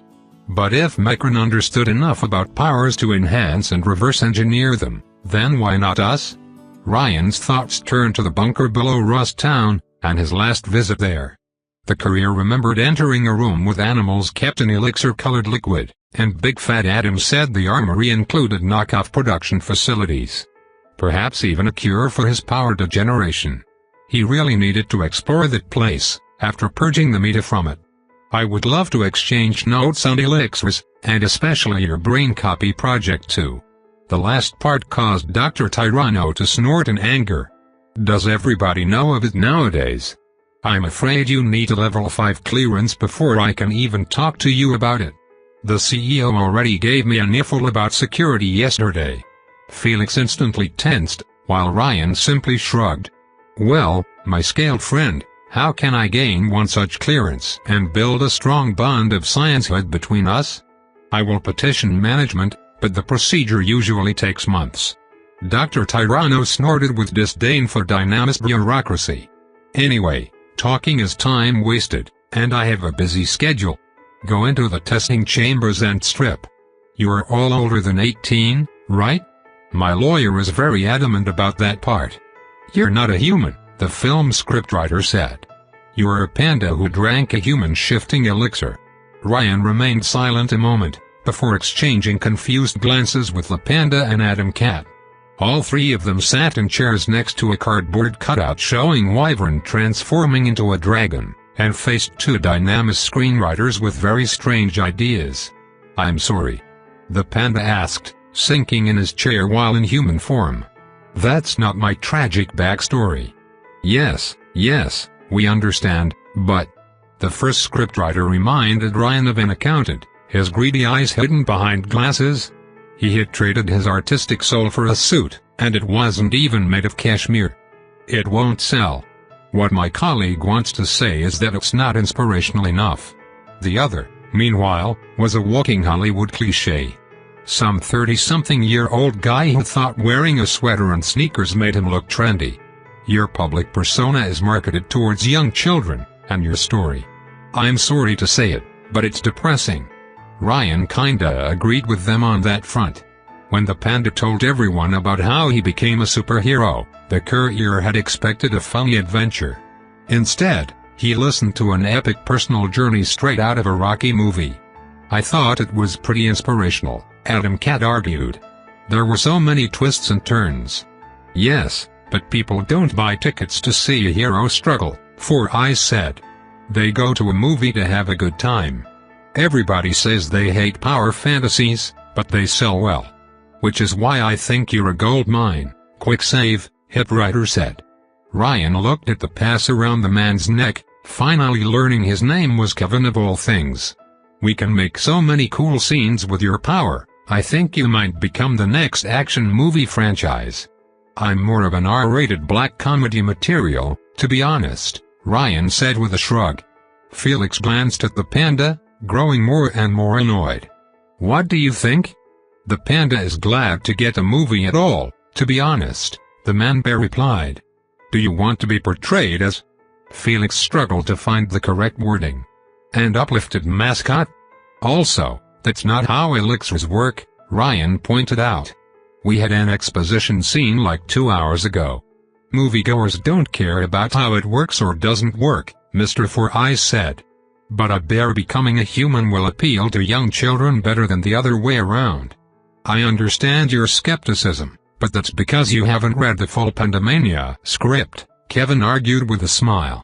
The movie starts with an 8-year-old boy. "I'm out of here," Felix said abruptly, rising from his seat and looking at Ryan. "Coffee break?" "Coffee break," the courier replied, before patting the panda on the back. "Want something, my young panda one?" "Nothing, thanks Sifu," the green genome replied, a bit embarrassed. "Coffee gives me ulcers." Ryan and Felix left the panda alone with the corporate madman, walking through Star Studios Warehouse 6. After Tyranno's extensive testing, the team went there to both film a stinger scene at the end of the latest Illinois Migliore movie, and discuss possible plans for individual franchises. Countless engineers, actors, and technicians worked inside these walls, and though Illinois Migliore was Dynamic's cash cow, the company's cinema branch produced everything from romantic comedies to action flicks. Ryan had expected Vulcan to wreck the place, but the genius was strangely quiet during this loop. A shame. He would have enjoyed a little chaos, since Dynamis focused entirely on bland moneymakers rather than more innovative movies. Wardrobe was busy acting as Wyvern stuntwoman, wearing the superheroine's costume while she floated in front of a green screen. Computer engineers then replaced Yuki's face with a G of her template. The more he learned about Wardrobe's power, the more Ryan thought the copyright limit was only her way to systematize it. From what he understood, her power instead decided if a persona was available for copying, or if it belonged to someone else. Since Dynamis allowed her to cosplay as Wyvern, she could do so, even if the persona was copyrighted. It would also explain why she could dress as Augustus. Lightning Butt piggybacked Zeus myth so much, people had started to conflate the two personas together. "You know, kitten, something has been bugging me about Dr. Tyranno," Ryan admitted, as they made their way to the nearest break room. "His dinosaur obsession?" "No, the name," Ryan explained. "Shouldn't it be Dr. Tyranno with a second N? Like Tyrannosaur? I thought only the French wrote it like that," Felix replied with a snort. "Besides, it's his true name, Alain Tyranno." "The dinosaur scientist's family name is Tyranno?" Ryan asked with an eyebrow raised. "That's like calling your son Van Doom, and he grows up to be a supervillain." "Yeah." Much like the rest of the building, Dynamis put care into making the break room as trendy and aesthetically pleasing as possible. Equipped with a window view of the park outside the studios, the hall included leather sofas, a round table for conferences, and even a holographic fireplace. The duo walked towards the nearest coffee machine, waiting behind a line of caffeine addicts and overworked trainees. "So what's your plan, quick save?" "Bold of you to assume I have one," Ryan replied. "Usually, I just wing things until they work out. The only plan that can't fail is the one you didn't plan for." "You know what I mean," his teammate said with a frown. "Why did you join Dynamis exactly? I can tell you aren't the celebrity type, and that you're playing a long game of some kind." "So are you, kitten." They finally reached the machine, Ryan putting 50 euro cents in the coin slot. The machine quickly started pouring a cappuccino inside a paper cup. "What made you want to leave the family fold?" "Bliss," he replied while asking for a normal coffee. "Nut milk?" "I'm disappointed. If I change my superhero name, will you stop with the cat jokes?" "No, I won't." "You're the worst," Felix sighed as he grabbed his cup, motioning at a sofa near the window. Both heroes sat on it, peacefully looking at the green scenery beyond the glass. "I left because of Bliss." "Yeah," Ryan figured as much. "Because they force your sister to make it?" "Partly," Felix replied with a frown. "Just how much do you know about me? Are you some sort of professional spy?" "If I were, I would drive an Aston Martin," Ryan joked, enjoying the smell of his cappuccino. "I know you're the son of Mars and Venus, and that you temporarily shared a flat with Zambato, Sphere, and Chitter." "Did Enrique ask you to watch me?" Felix asked, misunderstanding the situation. "Make sure I'm not a reverse mole supplying info back to my family? Because he's already doing a fine job of keeping me out of any real action anyway." That made sense. Knowing Blackthorn, he probably considered Adam Kitten more valuable as a potential hostage or intel source than as a hero. "Nothing of the sort," Ryan replied, sipping the coffee. I have a soft spot for people fleeing a toxic environment. Bloodstream. Felix chuckled at seeing Ryan's reaction, delighting at one-upping him for once. I did my homework too. You know the worst part? Ryan asked, as his thoughts turned to Len. Even dead and buried, he still holds his daughter under his sway, and I don't know how to break it. Felix waited a few seconds before asking the question burning on his lips. Did you kill him? No, but I arranged for his demise. Adam Cat flinched at Ryan's blunt confession. Do you hate your parents, Felix? Not enough to want them dead, but I wouldn't mind seeing them taken down a peg. They have a lot of blood on their hands, and they're dragging my sisters into the family business. They forced one to make drugs, and convinced the other to join the Killer Seven. Felix shook his head in disappointment. I thought my departure would force them to reconsider their choices, but Augustus' grip is too strong. From what Ryan had gathered, his departure did shake his family, but they chose to blame Dynamis or hope he would return to the fold. Nobody in the Augusti seemed likely to turn their back on the organization, except Vulcan, who had never been loyal to begin with. Adam Cat frowned upon glimpsing at something on the other side of the window, and Ryan quickly identified what. A very familiar rat observed the duo from beneath a bush, before quickly fleeing across the studio's park when spotted. Chitter, Adam Cat said with a frown. She's always watching me. You were close? Ryan asked, wondering if the rat swarm would suddenly appear to destroy the studio. So you don't know everything? No, but I'm sure you're going to tell me soon. Felix snorted, but relented. Zambato and I were best friends once. Enough that we ended up sharing a flat for a few months, when I decided I should have my own place. What changed? Someone stole Bliss batches from Mercury's division, the one where Zambato works. The casino's staff distributes it to clients, either for recreational purposes or to blackmail them. I helped Zane with the case, and it turned out the thieves were intelligent rats. Chitter, Ryan guessed. Yeah. We tracked the animals to their mistress and... Felix stopped for a moment, looking into the distance. It was a horrible sight, man. She was squatting in an abandoned apartment infested with rodents, and she... Hey, easy kitten. Ryan put a hand on his teammate's shoulder. Don't force yourself if it's too hard. It's fine. The would-be hero regained his composure. You know Bliss can even affect genomes. When we found her, the stuff had given her an overdose. She had blood pouring out of her nose and eyes, Ryan. Mold growing on her skin. If we hadn't found her and rushed to a hospital, she would have died. And when the docs saved her life, do you know the first thing she asked for? Ryan frowned, having already guessed. More bliss? More bliss. That poison hadn't just destroyed her life, Ryan. It enslaved her body and soul. Adam Cat made a disgusted face. That was a fucking wake-up call for me. But not for Zambato. Zane. Felix's expression turned into a contemptuous sneer. Jamie thinks he's a nice guy, but he doesn't know what freedom feels like.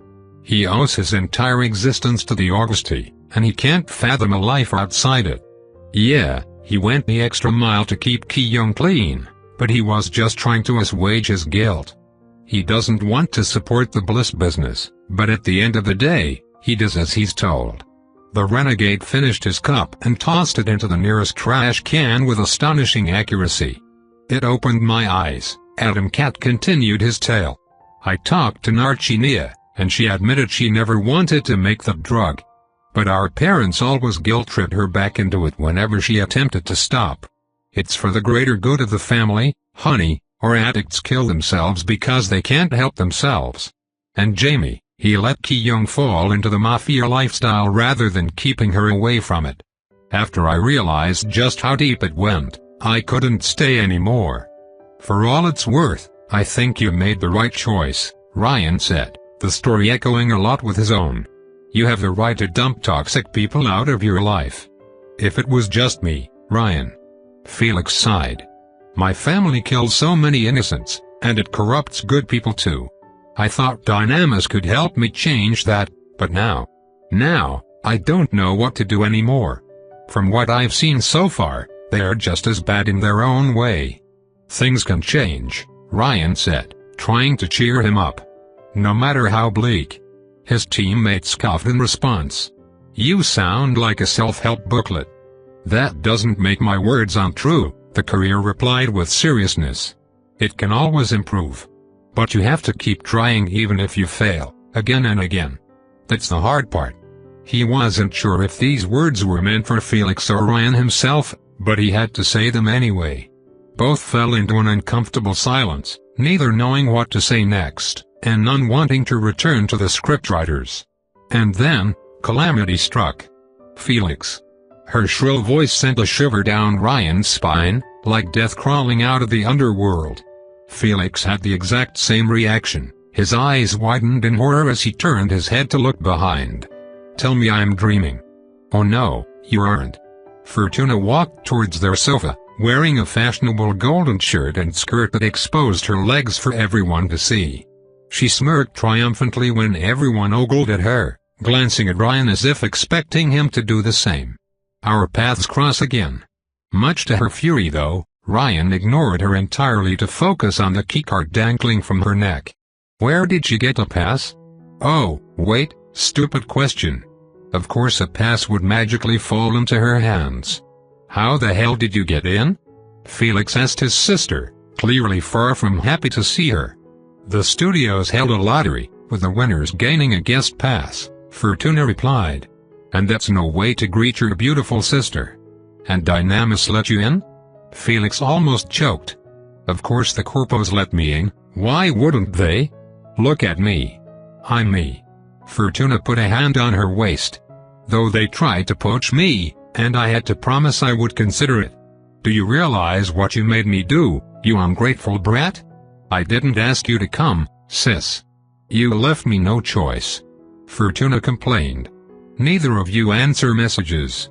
Wait, neither of you? Felix looked at Ryan with suspicion. How do you know my sister? That madman almost hit me with his car. Fortuna complained. And when I demanded he bring me and Livy home, he drove away like a savage. And I regretted the almost part ever since, Ryan deadpanned. How dare you say something like that? She protested, before making a haughty face. But I guess I will forgive you if you invite me for coffee. I have expensive tastes though, but hopefully you aren't as poor as you low. Is she always like this? Ryan asked Felix, Fortuna glaring at him in response. Unfortunately, Adam Cat replied with a heavy sigh. No wonder you ran away from home. I should have known you would make the pair, you're both infuriating. Fortuna crossed her arms. Felix, I'm here to bring you home. That you will leave disappointed, the hero replied angrily. I told you. Unless you leave the hit squad, we have nothing to say to each other. We aren't a hit squad, we're bodyguards. Fortuna argued. Clearly she didn't understand the seriousness of her situation. We protect the Olympians. It's just that sometimes, we do it preemptively. By murdering people who Augustus thinks might become a threat? How long until you confront someone who can negate your power and your luck runs out? Adam Cat snarled. You're an assassin, Fortuna, and that's all you will be to me unless you walk away from this shit. What about Narcinia then? Do you know how heartbroken she has been since you left?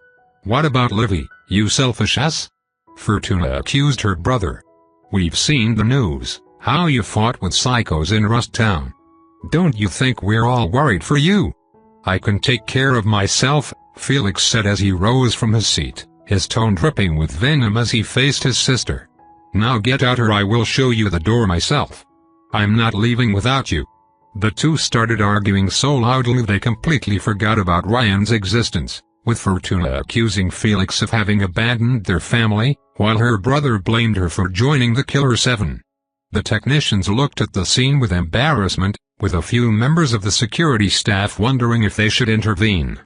Ryan let the two siblings argue while he enjoyed his cappuccino, only for his phone to start ringing. Oh geez, another unknown number, the courier mumbled as he picked the call. It's getting cliché. Quick save. The voice on the other side belonged to a man, and sounded somewhat familiar. Ryan was certain he heard before, but he couldn't put a name or face on it. "The one and only, but I'm in between jobs right now," Ryan warned. Come to think of it, he never received that call in the previous loops. He wondered what had changed. "To whom do I owe the pleasure?" "My name is Leonard Hargraves. We crossed paths 4 years ago, do you remember?" Ryan immediately froze in place, checked that the two siblings couldn't hear him, and then answered. "How could I not? I understand we don't have the best history together, but one of our own recommended we contact you." Ryan heard noise in the background, like someone talking to the living son on the other side of the line. "Is Adam Cat with you?" "Perhaps," Ryan replied while squinting. "What do you want with us?" "I think you know already, but fine. My team just arrived in town, and I wondered if you were both available to meet with us. From what I understand, we all want to cure New Rome of the cancers that infect it." Yes, they did. About time somebody cleaned up the trash. Ryan felt a pang of nostalgia as he drove on the highway. It had been more than a month worth of loops since he first arrived in New Rome, and he missed driving into the wasteland, Mad Max style. The world seemed open to him, all roads leading to a different quest. The courier could never anticipate when he would face a random encounter, whether it was a band of road warriors engaging him in a car chase or a mysterious hitchhiker out for blood. As much as he enjoyed civilization, Ryan was a creature of the road through and through. The carnival's rendezvous point was located near the ruins of Pompeii, south of New Rome. It had been quite easy for Ryan and Felix to slip away after the Fortuna incident. Nobody blamed her brother for wanting to take a breath of fresh air after their very public argument. Ryan felt a little bad about lying to Wardrobe though. He could tell she hadn't been fooled by their excuses, and knew something was up. "Something has been bothering me," Adam Cat said on the seat next to Ryan. The Plymouth Fury followed the Neapolitan coast, the sea on one side of the road, and cliffs on the other. "The psychos have infiltrated Dynamis, right? If so, they probably have access to my DNA tracker. They can follow us." They could. And in a past loop, they did. But now they can't. "How so?" "Well, I'm not a genius with a capital G," Ryan quoted Jasmine, "but I'm still a genius." The time traveler had wondered how the tracker worked.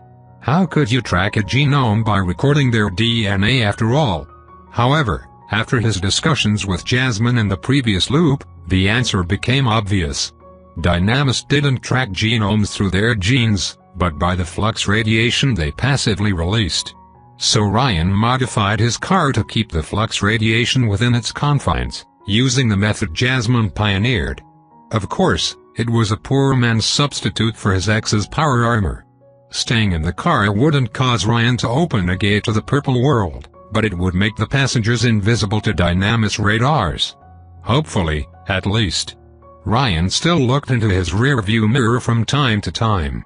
Felix didn't ask more questions and looked out of the window, his eyes gazing at the Mediterranean Sea. Ryan could tell his friend appreciated the silence. His sister's visit had put him in a foul mood. Speaking of Fortuna, she started sending messages to the courier once again. Much to Ryan's surprise, only half of them called him an ass and other names. The other half included questions about Felix's well-being. Oh, she cared. The constant ringing of Ryan's phone started to bother Adam Cat. "My sister again?" "She's very persistent," Ryan said. "I know I'm smart, funny, and handsome, but my popularity surprises me sometimes. Fortuna's power causes almost everything that can go well for her to do so," Felix replied with a sigh. "She has never paid for anything, she gets gifts out of nowhere, and she always meets men desperate to worship her." After a while, it became a self-reinforcing loop of narcissism. "And I think you broke it." "Wait, that was it. Men threw themselves at Fortuna, so she took them for granted and crushed on the few ones immune to her charms. If Ryan behaved like the perfect gentleman to soothe her narcissistic ego, she would lose interest and leave him be. All he had to do was treat Lucky Girl for dinner, and overwhelm her with affection until she found another distraction. Kill her with kindness.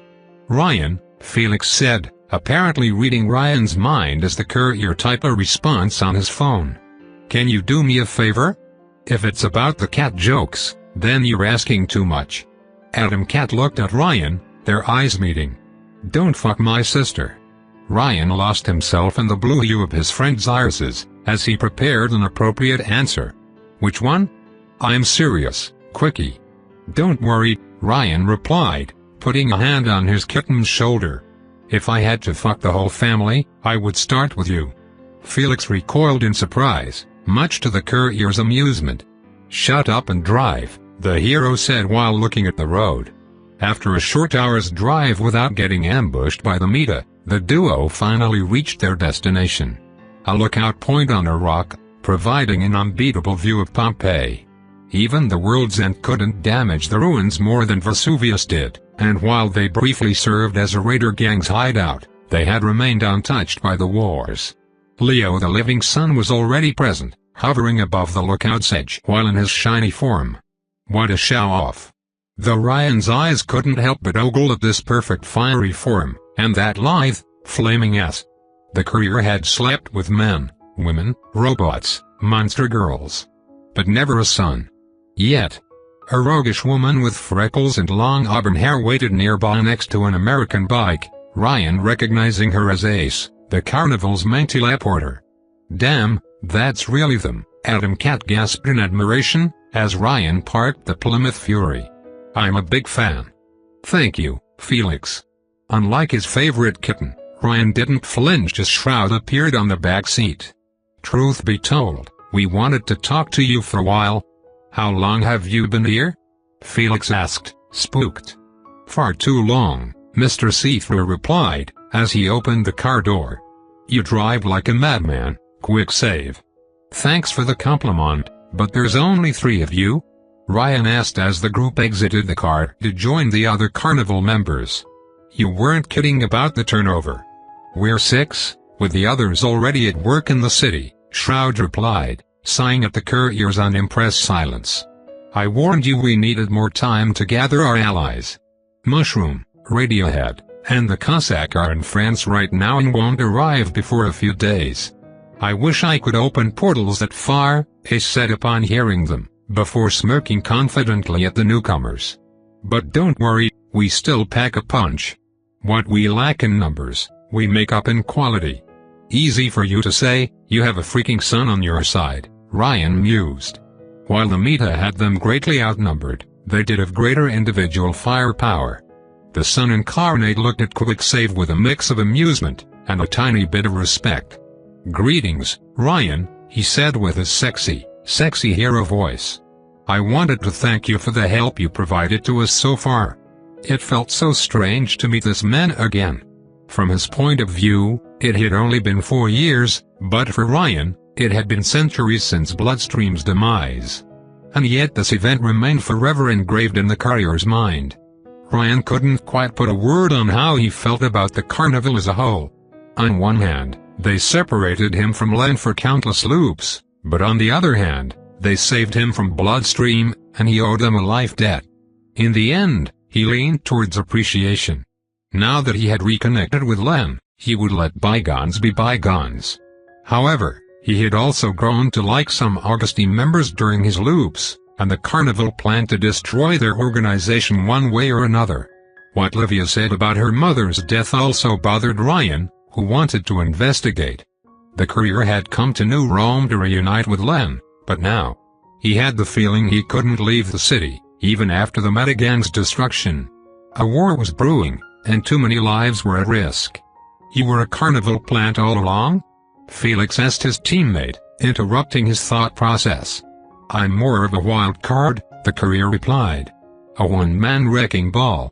Shroud chuckled. "At least you aim in the right direction. Honestly, at first I thought you came to New Rome to pick a fight with us." "I still haven't apologized for what happened with Bloodstream," Leo said, sounding genuinely apologetic. "I hadn't seen you, and when I launched that blast, the alternative was worse," Ryan interrupted the humanoid son. After all, he had lived through it once. Bloodstream was sick and had to go for the good of everyone else. The end. "I see." Leonard sounded surprised by the courier's response, but didn't push the subject further. The courier had literal centuries to emotionally process the events. Felix glanced at Ryan with sympathy. Instead of offering vague bullshit, he simply patted his teammate on the back without a word, for which the courier was thankful. Though paparazzi would probably mistake the scene for something else, if they saw it. As for you, Adam Cat, I congratulate you for your choice, Leonard said, nodding at the younger hero. It must have been hard to leave your family behind and stand for what is right. It takes great courage. You said you wanted to meet me for a while, Adam Kitten said, a little embarrassed. The scene reminded Ryan of an amateur boxer meeting Muhammad Ali by happenstance. Don't tell me you wanted to poach me too? Pretty much, yes, Shroud said. I wouldn't use the term poach, but we are always on the lookout for new recruits, and I feel you have great potential. The living son marked a short pause, as if considering his next words. There's also the matter of your sister, Narchinia. My sister? Felix instantly tensed up. What about her? Instead of answering yet, Sunshine looked behind the group as a new car approached the lookout. A black Maserati parked near the gathering, and two familiar faces stepping out of it. Quick save, Adam Cat. Blackthorn removed the dust off his suit as he walked towards them, Wyvern acting as his bodyguard. Things make much more sense now. Felix didn't seem all so happy, as he glared at the carnival. You called them? We didn't, Shroud replied, arms crossed. They did. Blackthorn contacted us a few days ago. There was a time when our two organizations considered allying against Augustus, Enrique said, his tone utterly monotone. Until Don Hector scrapped the proposal, as he always does. Are we all present? Sonny Boy asked. Almost, Enrique replied, raising his sleeve to look at a Rolex watch underneath. Though I hope you understand your mere presence threatens us all, Hargraves. If Augustus learns you are in town, he will climb down from his mountain and hunt you down like a dog. He will try, the living son replied. I made my decision long ago. I will not die before Augustus' empire collapses and he faces justice for his crimes. I am more worried about him going after us by association, Blackthorn replied dryly before raising his eyes. Ryan heard a loud noise approaching from the coast. But at this point, I guess it is inevitable. A heavily armed helicopter, which Ryan recognized as a Boeing CH-47 Chinook, flew towards the group and prepared to land. The Dynamis logo was painted on the main door, which opened before the aircraft could land. A towering figure emerged from within the metal husk, almost 2.5 meters in height. This genome was more machine than man. A bulky, black power armor protected most of his body, except for the head, which was covered by a glass dome. A skull, though, would have been a better term. The genome's flesh seemed to radiate with a crimson glow kept contained by the suit, and leaving the bones visible like X-rays. The armor seemed to have even more weapons than Vulcan's, including an energy minigun incorporated into the right arm, and rocket launchers on the shoulders. Ryan instantly recognized that Colossus for what he was, just by reading the stance and body language. A warmonger. You called him? Wyvern asked Enrique with a horrified face. I had no choice, the manager replied. While he tried to keep his composure, Ryan noticed the rows on his suit shifting, as if answering the green genome's hidden unease. We cannot win without his resources. Who is this guy? Felix asked, a little intimidated by the Colossus' fearsome appearance. Alphonse Manada, Dynamis vice president. Wyvern clenched her jaw, her eyes betraying her unease. Alias Fallout. Fallout, Fallout. The Butcher of Malta. Ryan asked, having heard the rumors. He dropped a nuke on Augustus in a failed attempt to kill him, Shroud confirmed, before correcting himself. Or rather, he was the nuke. Wyvern nodded in confirmation. Hector exiled him to Sicily afterward, under the pretext of an overseas assignment. I didn't know he had returned. Dynamis vice president stepped down from his helicopter, the ground faintly shaking under his sheer weight. Brother, Hargraves, he politely greeted the people present with a deep, mechanical voice, before noticing Ryan and his cat. "Who are they?" "Quicksave and Adam Cat," Enrique replied. Quicksave. Alphonse recognized the nickname, but for all the wrong reasons. Bloodstreams brewed. Ryan tensed, but surprisingly, Blackthorn immediately came to the rescue. "He's the one who provided the recording. I do not trust him, but our goals align so far." "I see." Alphonse Manada examined Ryan closely, the courier waving a hand at the Borg in response. The vice president didn't even acknowledge the gesture. "All business." "And his sister?" Ryan glared at the Tinkin, while Enrique answered, "I let her go." "You let her go?" When Blackthorn wouldn't respond, even under his elder's fiery gaze, Dynamis vice president shook his skull. "You have always been too soft for your own good, brother. About time I came back to the mainland." "What do you want with Lansabino?" Ryan asked, a dangerous edge in his tone.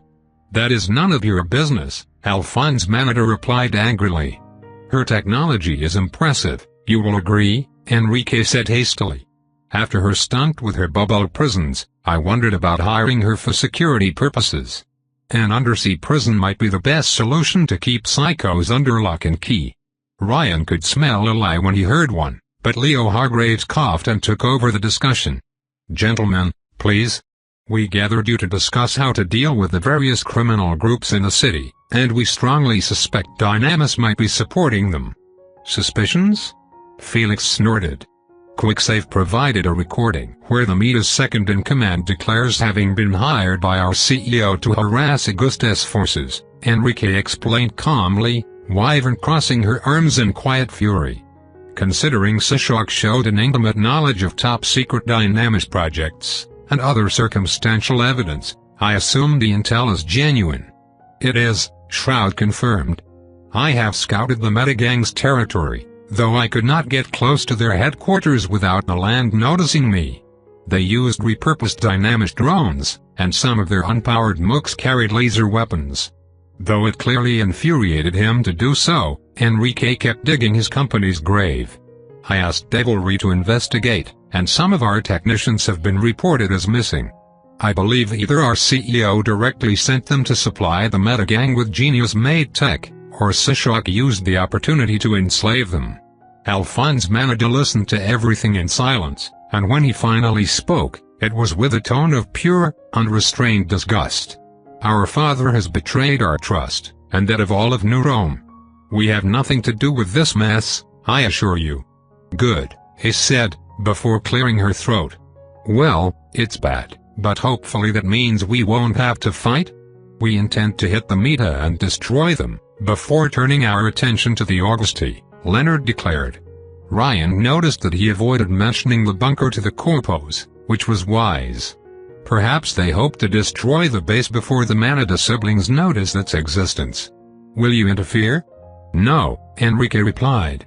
"Yes," his brother said, causing everyone to glance at him. "I will not stand by and let someone else clean up our father's mess. I will personally remove that stain on our reputation." "Ah, I see now, brother," Blackthorn guessed. "You suggest a coordinated strike. Illinois Migliori will support us?" Leonard asked. "They and my elite security team," Alphonse added. "We will surround the psychos and wipe them all out, even if we must fight these animals street by street."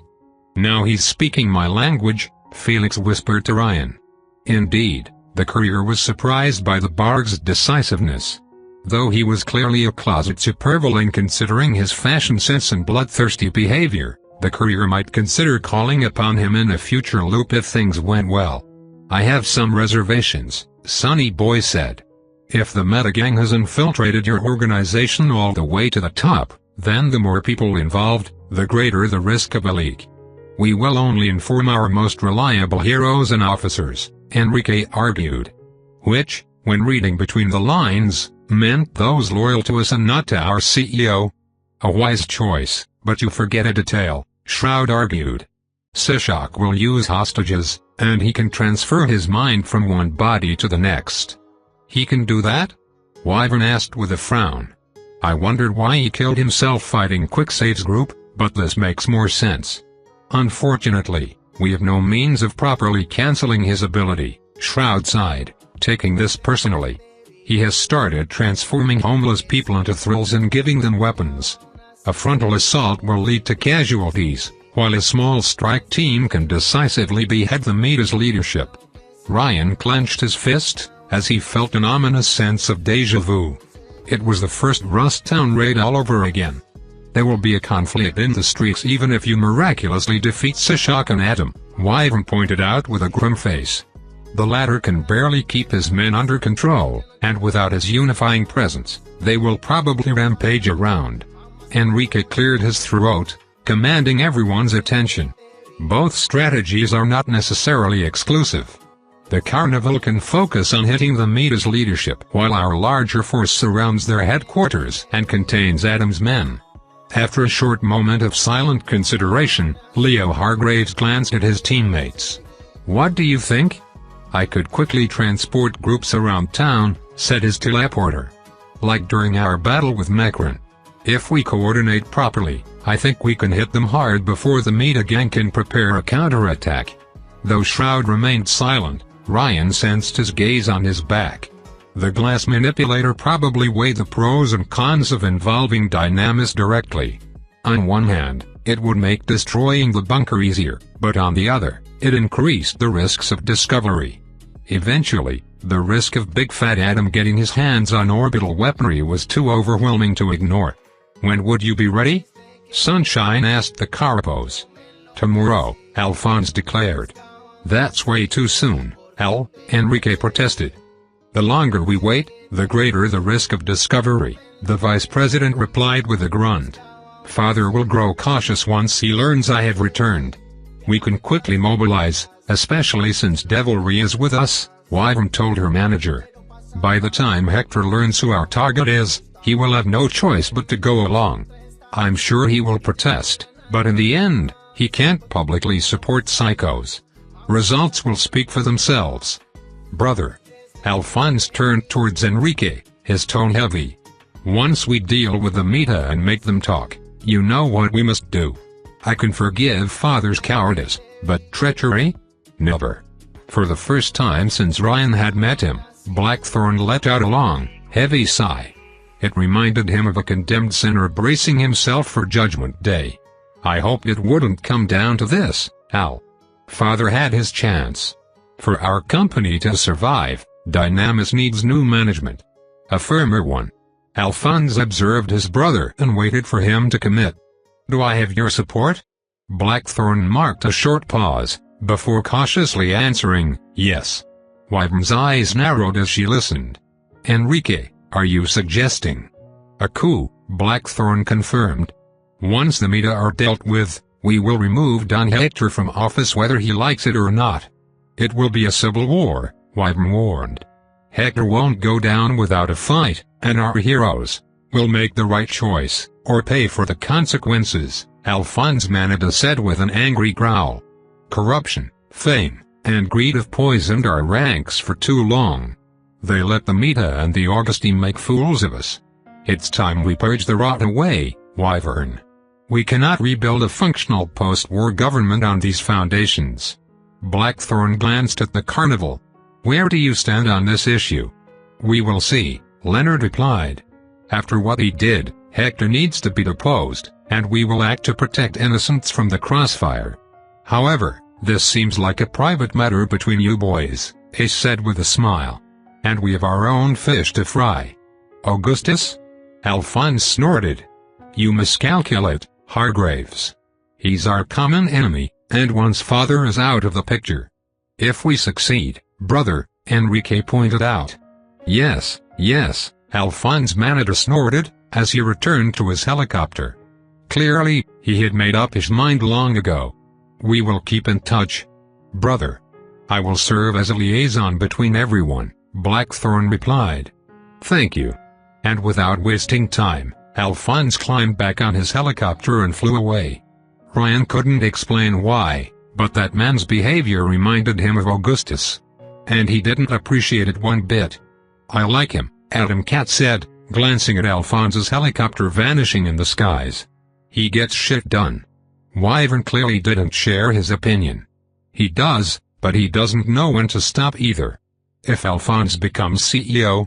I know, Enrique replied. But the die is already cast. Felix, can I talk to you for a minute? Leonard asked Adam Cat. About my sister? The hero asked, as Sunshine invited him to walk away from the group for a private discussion. The living son probably didn't want the others to eavesdrop. Shroud, meanwhile, started discussing with Ace about the operation, bouncing off ideas how they could coordinate to surround Rust Town. Ryan decided to interrogate Shroud about Livia's mother, only for Blackthorn to focus on him next. Don't think I have forgotten you, Romano. Of course you haven't. Without false modesty, I'm unforgettable. You planned all of this, the manager accused the courier. I can feel it in my bones. Yet I still do not understand your end goal. Nothing in your file indicates you went out of your way to settle a grudge against the Metagang until you arrived in New Rome. Do I need a reason to hate the Metagang? After what any fat like her had done in the previous loop, the time traveler simply wanted him dead on principle. Ryan had promised Jasmine that he would kill Wally in every single restart from now on, and he would follow through. I do not believe hate is your only motive, Enrique said, his tone sharp and icy. You have a hidden agenda, though I cannot fathom it yet. Does it matter, Enrique? Out of all the people present, Wyvern seemed to swallow the pill the least gracefully. We have more pressing problems. Hence why I let it slide so far, the manager explained himself. But make no mistake, Romano, you will explain yourself once the dust has settled. Wyvern scratched her head. Once the dust settles. Your words say it all, Enrique. Do you regret it? Blackthorn asked, his tone softening. You can still sit this out. Never. The heroine shook her head. I joined Illinois Migliori exactly to run operations like this, and I have been waiting for your father to retire for years. If anything, I should rejoice that we can finally act as heroes, instead of pretending that we are. However, you dread to see Alphonse in charge. I want to protect New Rome, not see it turned into a battlefield. Your brother doesn't stop until all his enemies are dead. He can't be that bad? Ryan asked, the embarrassed silence that followed quickly telling him otherwise. Can he? None will say Alphonse doesn't believe in a cause bigger than himself, Wyvern said with a forced smile. But if his father hadn't sent him into exile, Dynamis and Augustus would still be at war. I want to see the Augusti crumble as much and their drug factory on fire, but it won't be without civilian casualties. I'm torn. I'm truly torn. Unfortunately, the more I consider it, the more I believe a conflict is inevitable, Enrique said with a hint of regret. Our respective visions of the future cannot coexist. Ryan's thoughts turned to Olivia, and her desire to reform her organization. You could wait for Augustus to retire. The next person in the line of succession might be friendlier.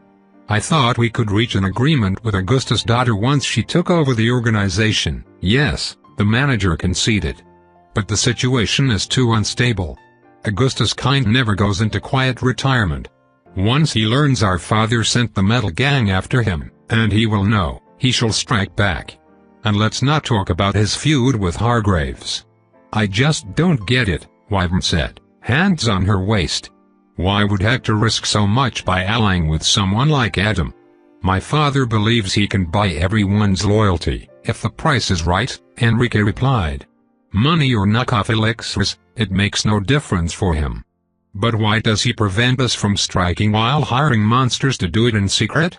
I suppose my father believes he can outlast the competition while secretly weakening it. At least, until Augustus' tumor kills him, and Dynamis can strike his organization without fear of retaliation. Ryan, who had stopped paying attention to the conversation, abruptly froze in place. Come again? Felix the cat didn't say a word on the way home. Not a single one. Ryan drove the two of them back to the Optimates Tower in the early evening. Their group and Enrique had decided to leave the gathering separately, to avoid raising suspicion before tomorrow's operation. Eventually, the courier parked his car in front of the tower's gates, but Adam Cat made no move to exit it. Hey, kitten, I know it must feel terrible, the courier said. "Believe me, I understand what you're going through. So, how about we go watch a Star Wars movie with Yuki and Timmy to cheer you up? Think of the memes." Felix briefly looked at Ryan, his gaze completely hollow, before he opened the car's door. The young hero walked towards the Illinois Meteori Tower in awkward silence, head down and hands in his pockets. Yeah, he wasn't feeling well and wanted some alone time. Ryan couldn't blame him. Learning that Lightning Butt had murdered his adoptive sister's parents, before turning her into a drug wizard and spitting on her birth mother's legacy must have been harsh. The courier wasn't sure how to reach out to his friend. At least, not until he was ready to open up. Ryan watched Felix disappear into the Optimus Tower, before driving away. He still had a few errands planned before tomorrow, including dealing with a constant annoyance. "Shorty?" the courier called out while putting on the chrono radio. "Shorty? I'm here, Rary," she answered on the other end of the line. "We're getting rid of the Meta tomorrow," Ryan said, as he drove south of the city. Illinois Meteori and the Carnival agreed to attack them together. "Good. But something bothers me. I have the feeling the Manada are after you specifically, and not because you want to overthrow the bourgeoisie." Len remained silent for a brief moment. I did attack one of their facilities. Though they deserved it. I can't explain why, but I have the intuition it was about something else." Alphonse was clearly pissed. Enrique had released Len from custody, and Blackthorn still kept the genius under close surveillance afterward. They were also under the delusion I was your brother, and I think it factored in their decision to hire me. "You think?" Len cleared her throat on the other side of the line. "You think it has something to do with Dad?" Ryan couldn't confirm it, but his gut told him so. "Maybe. I get the feeling the company has skeletons in its closet." "Of course they do, Rary. Their wealth is built on blood and suffering," Shorty replied with anger, before calming herself. "What about the brain-duplicating tech?" "I have an idea about how we can get it," Ryan said, his fingers tightening on the driving wheel. He had left the northern neighborhoods for the southern ones, closer to Auguste's territory. "But it's risky." Len marked a short pause, but seemed determined to help. "I'm listening." "We know from the recording that Hector Manada lent the technology to Sipsy for research purposes," the courier reminded his best friend. "Which means it's probably in the bunker." She quickly guessed his plan. "Which has access to the sea, and will be under siege tomorrow. The Meta will be distracted. Len could slip inside the bunker, grab the technology, and leave." Ryan had the intuition Hector's sons would destroy it should they get their hands on it, if only to remove a threat to their inheritance. "But it will be very dangerous, Shorty." I can take care of myself. I will do it, Rary." Another pause. "And? After it's done." "After it's done, you should come." "Shorty, are you inviting me to your place?" Ryan teased her. He could almost see her flustered on the other side of the line. "Why yes, but not like that. I set up a room for you down there. You will be safer with us than at Dynamis. I just don't trust them." Neither did Ryan, but for now, the road to the perfect run demanded he take the risk. "I appreciate the offer, Shorty," he said from the bottom of his heart. "I can tell you're better. You sound more confident." I've been following the treatment," she admitted. "Reduced the antidepressants. Pace them better. I don't feel better, I don't think so. But I feel less worse." "Good. It's good. Maybe he could find a way to help deal with her depression across the loops. If he could carry her consciousness across time, so would the treatment. Hopefully. I'll be in touch." And with these words, Len abruptly cut the communication. Progress was slow, but it was still progress. Eventually, Ryan reached his destination, a classy, overwhelmingly fashionable bistro located near New Rome's Strip. From the outside, it looked like a carbon copy of the famous Parisian brasserie the Fouquets. A valet offered to park the car, but the courier would never let anyone drive it. His Plymouth Fury was too good for the pleb. It forced him to reach the restaurant's entrance on foot, where his date awaited him. Finally, Fortuna complained, hands on her waist. She wore the same lavish, scandalous golden dress that she did at Jamie's party. You were almost late. But I wasn't, Ryan replied, taking the spoiled brat's hand and kissing it like a true gentleman, much to her surprise. I could never make a goddess wait. Since he needed a distraction and she kept pestering him, Ryan finally agreed to a date with the luckiest woman in the world. Though it was only a smokescreen for his devious plan to kill her romantic interest in his person. His goal was to be as unbearably perfect and affectionate as possible, until it became suffocating. But no plan survived contact with the enemy, and Fortuna had brought a third wheel. Ryan.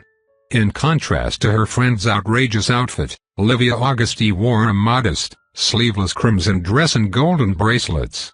While Fortuna breathed glamour, the Mafia princess embodied refined nobility. Good to see you again. Oh, I didn't expect you, Ryan said, trying to hide his unease while he glanced at Fortuna. I thought we were having a date? We are, but you will also make it up to Livy for leaving us stranded the first time we met, Fortuna replied with haughtiness. You will spoil the both of us. Of course, a divinity like you only deserves the best, Ryan lied while offering his arms to both women, and that's me. Livia smiled in amusement as she took his arm, while Fortuna took a little more time to touch his sleeve. Oh, it's cashmere. You like it? Ryan asked, surprised. It's genuine cashmere wool. There is no such thing as budget cashmere, Fortuna replied, as if he had said something stupid. Either it's perfect, or it isn't. Damn, they actually had one thing in common, taste. Who would have thought? The trio walked into the restaurant, guided by lackeys through wooden double doors. The deco was in the purest 18th century French style, with flattering candlelight illumination and exquisite decoration. It truly deserved its name of La Parisienne. Ryan had reserved an isolated table near the window, so Fortuna could look down on people outside. He knew she would appreciate the gesture. He also noticed that each of the tables were separated from the others by walls, to maximize privacy. The guests could speak without worry of being spied on. I am glad you finally accepted your place in the universe, Fortuna told Ryan, as a maitre d'hotel invited them to sit and distributed the menu cards. You have a lot to make up for. And I truly apologize for it, Ryan lied through his teeth. I saw you, Fortuna, but until you talked with your brother, I hadn't seen you. He took Fortuna's hand into his own by surprise, much to her shock. When I saw your passion at trying to reconnect with your brother, I was moved to tears.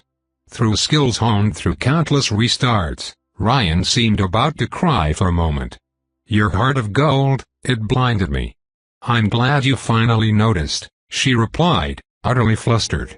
Meanwhile, Livia hid her face behind the menu card, clearly struggling not to laugh. Can you forgive me for my atrocious behavior towards you? Ryan asked with pleading eyes. Because I can never forgive myself. That depends on this date, Fortuna replied while regaining her composure. If it goes well, I will consider it. I understand, Ryan said, before calling the closest waiter. Darling, Hennessy at the foie gras et de salmon frais for my beloved. Fortuna gasped. How do you know I love them? Did you ask Felix? Yes, he did, but a true gentleman always lied with a smile. I just wondered what the perfect woman would want, and it clicked. Of course it did. Fortuna replied with charming modesty, while Livia could no longer resist and let out a laugh. Livy, what was that for? Sorry, the princess said with a smile before lowering the menu. I find you adorable. You are adorable too, Livy. Fortuna put a hand around Livia's own in a sisterly way. I'm glad you agreed to come. You needed it.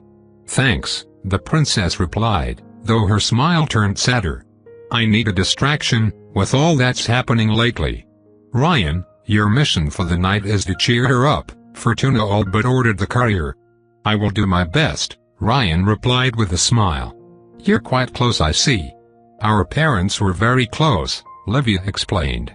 We were all but raised together. You could say our fathers were partners in crime.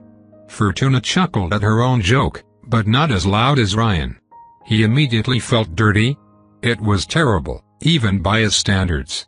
"I have a delightful menu planned for you," the courier said. "On one side, you have French cuisine, and on the other, everything else. I can only applaud your taste, but I'm surprised you invited us here," Fortuna said while waiters left to prepare their orders. "I thought you were poor, and the menus here at Le Parisien climb into the thousands of euros." "I am well off," Ryan replied. "How well off?" his date kept asking with a suspicious frown. "Millions of euros stashed in various banks," Livia said, causing Fortuna to gasp. "I've tracked down some of his bank accounts at major corporations. I was actually surprised." Well, one of the benefits of time travel was that Ryan knew which ventures would pay off. He even found the long-lost Templar's treasure, though it took him years and many adventures. Everyone in Italy used the euro because of its availability, with power blocks from post-war corporations like Dynamista Augustus himself backing up its value. However, it only really applied to Italy. Some other post-war emerging nations used their own variant of the euro, but with a wildly different exchange rate. And a few warlords had started minting their own coins. Dynamis also spoke of eventually introducing their own coin to replace the euro in the next 5 years, though Ryan wasn't sure if they would follow through. "My, I thought you were a toad, but you were actually a prince," Fortuna complimented Ryan. "Only your kiss can reveal my true form," the courier replied with honeyed words. When in doubt, he would flatter her shamelessly. "If you wish for a coach, you only have to ask." "Thank you, but I already have a yacht." Ryan realized that this was a silent invitation from Fortuna to ask about her life, and he did. "My, you must be extremely talented to purchase something like that at your age," the courier stated, though she probably won it from the lottery or something. "If I were to guess, you have the soul of an artist and the skill of an entrepreneur." Much to his surprise, Fortuna seemed quite embarrassed, adjusting her hair with her hand. "I actually sculpt in my spare time." "You do?" Ryan asked, genuinely surprised. "I'm studying applied arts at Juventus University." "That post-war, corporate-sponsored university?" Ryan heard of it, though as far as he knew only corporate managers and affiliates could pay the exorbitant tuition fees. "Here is some of my work." Fortuna searched in her dress and brought out a gold-plated cell phone, before showing Ryan pictures of her creations. For a second, the courier expected modern, incomprehensible sculptures, but instead her work took inspiration from Renaissance artists. She had crafted multiple lifelike sculptures of angels and mythological figures, with a statue of Livia as the goddess Athena being her masterpiece. "It's amazing," Ryan said, and for once he was entirely genuine. "It truly is," Livia said with a nod. "You like them?" Fortuna fished for compliments, her confidence replaced with anxiousness. Much to Ryan's surprise, she was quite sensitive about this subject. Enough to make that unbearable narcissist nervous. "You are really talented," the courier continued, reassuring her. "I've seen a lot of self-proclaimed artists, but you have real talent." "Thanks," the blonde said with an embarrassed smile, a hand in her hair. "I'm considering making it a career." "But I thought you already had a job for the Augusti?" Ryan asked with a frown. "Oh, it's only temporary," Fortuna said quickly. "I fell because my brother can no longer protect Livy, as he should." "And I thank you for the attention," Livy replied, genuinely touched. "Because you deserve it," Fortuna replied with kindness. Ryan realized that while her narcissism made her frustrating, she was also completely honest and kind in her own way. "I know your role is stressful. You need all the help you can get." Livia looked down on her plate as the waiter brought them the starters, without saying anything. Fortuna looked at her friend with concern, and Ryan realized that the two were a lot closer than he thought. He had never seen the lucky girl behave like that with anyone else. Come to think of it, Fortuna had dared walk into a Dynamis facility to try and convince her brother to return, but Ryan wondered if it was entirely on behalf of her family. Maybe she actually did it for Olivia's sake? The brat wasn't entirely self-centered. She rose up in his esteem. I'm surprised you don't advertise your sculptures. Ryan changed the subject, trying to lighten the mood. I mean, this is the first time I've heard about them. Oh, I didn't tell many people, not even my brother. I know they will be popular. Though she tried to sound confident, Ryan could tell she wasn't, from the slight hesitation in her voice. But I don't want my work to be public yet. Why so? Ryan asked, but much to his surprise, Fortuna hesitated to say it out loud. Her mother can reshape faces thanks to her power, Livia explained. Hence the name Venus. I don't want my work to be compared to her, Fortuna finally admitted. I mean, even my face is one of her masterpieces. Felix's too. That explained a few things. Ryan immediately zeroed in on the problem. You don't want the only thing that's really yours to be commodified by your family? He guessed, as they started enjoying the starters. Otherwise they will say like mother, like daughter? Yes. Fortuna trailed off. Yes, that's exactly that. And that's the only thing where my power cannot help me. So it is all mine. You don't love your parents? I love them, Fortuna said, though her smile turned a bit hesitant. I love them, and they love me too. A bit too much? Ryan guessed the problem. Yes, they are smothering. Her tone switched from vulnerable to angry. Fortuna, you should work harder to take over our branch of the family. Fortuna, you need to prove yourself to become the new Diana. Look at your sister, she is already an Olympian. And it is never enough. Livia gave Fortuna a glance of sympathy, and Ryan understood why they were so close. They were both the prisoners of their parents' expectations. Mom wants me to take over her business, but I said no, Fortuna told her date. She still thinks I will change my mind. Why don't you try to present your sculptures anonymously? Ryan suggested. I mean, all good artists have a sexy secret alter ego. Oh, maybe, I am certain people will love them. Lucky girl didn't sound so confident when she couldn't rely on her power. Do you have hobbies, Ryan? Livia asked, trying to steer the conversation somewhere else. I mostly adopt lost cats, the courier joked. And blow stuff up too, but it might kill the mood. That reminds me, we've found your cat, Livia declared. He was snooping around Vulcan's apartment. A Jean Henry? Ryan straightened in his chair. Wait, the cat we chased when we first met belongs to you? Fortuna asked, astonished. It has to be fate. Vulcan wasn't happy to have an uninvited guest, but the cat won her over, Livia said with an amused smirk. As if he knew her well. Ryan could read between the lines. Before the silence could get any more awkward, Fortuna received a phone call and loudly sighed. Trouble? Livia asked, though she didn't sound worried at all. It's Mom, Fortuna complained, as the phone kept ringing. She put a hand on Ryan's arm. I'm sorry, I have to answer. Can you take care of Livia in my absence? For you. Ryan smiled. Anything. You're adorable, Fortuna replied, before rising from her chair and leaving for an isolated private booth. Leaving Ryan and Livia alone. As Augustus' daughter had planned. You wanted us to talk again, the courier guessed.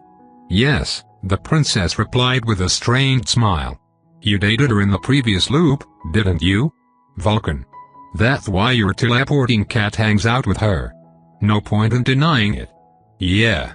Why didn't you try again? The princess asked with a frown. To date her. This time, she dislikes you.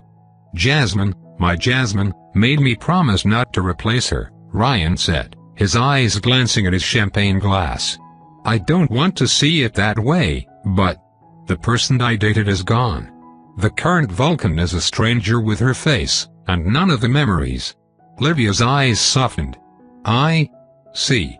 That's what you said before, about people forgetting you never getting any easier?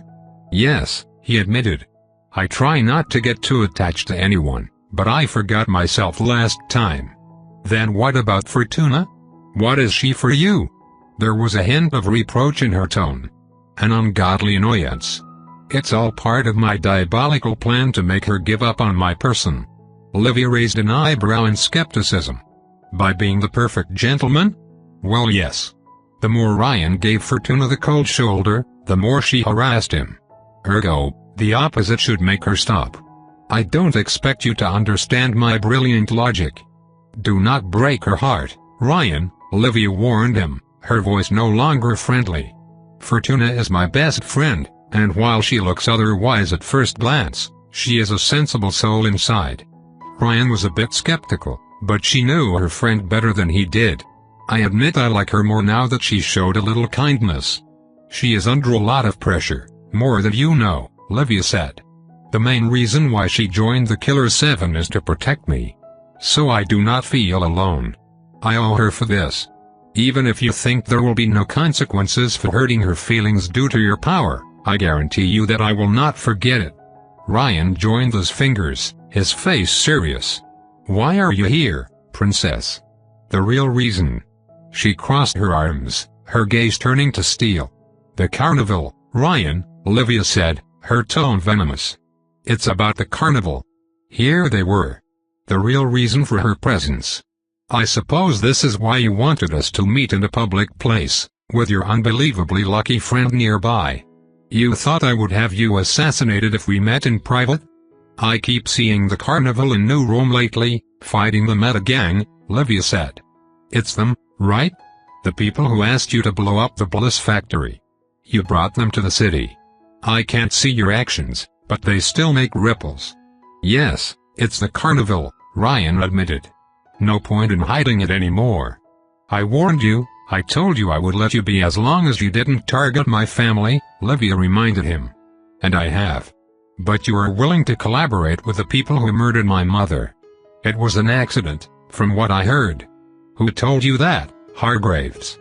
She grew angrier by the second. Do you trust him? More than your father, princess. During their first loop together, Felix had told the courier that Augustus once confronted an early incarnation of the carnival during his rise to power. Shroud, on Ryan's behalf, had expanded on the story after the meeting with Dynamis. Leo Hargraves had returned to the Cosna family's farm for Narcinia's birthday, as he had promised, only to find the place in ruins. The carnival swiftly attacked Augustus, only to be pushed back after suffering terrible losses. And Augustus' wife Juno had been caught in the crossfire. I cooperate with the carnival and Dynamis to get rid of the Meta, that is all, Ryan said. If anything, I convinced them not to target your family to focus on the fatter problem. I get killed in alternate universes where I snoop around Adam the Ogre's operations, Olivia admitted.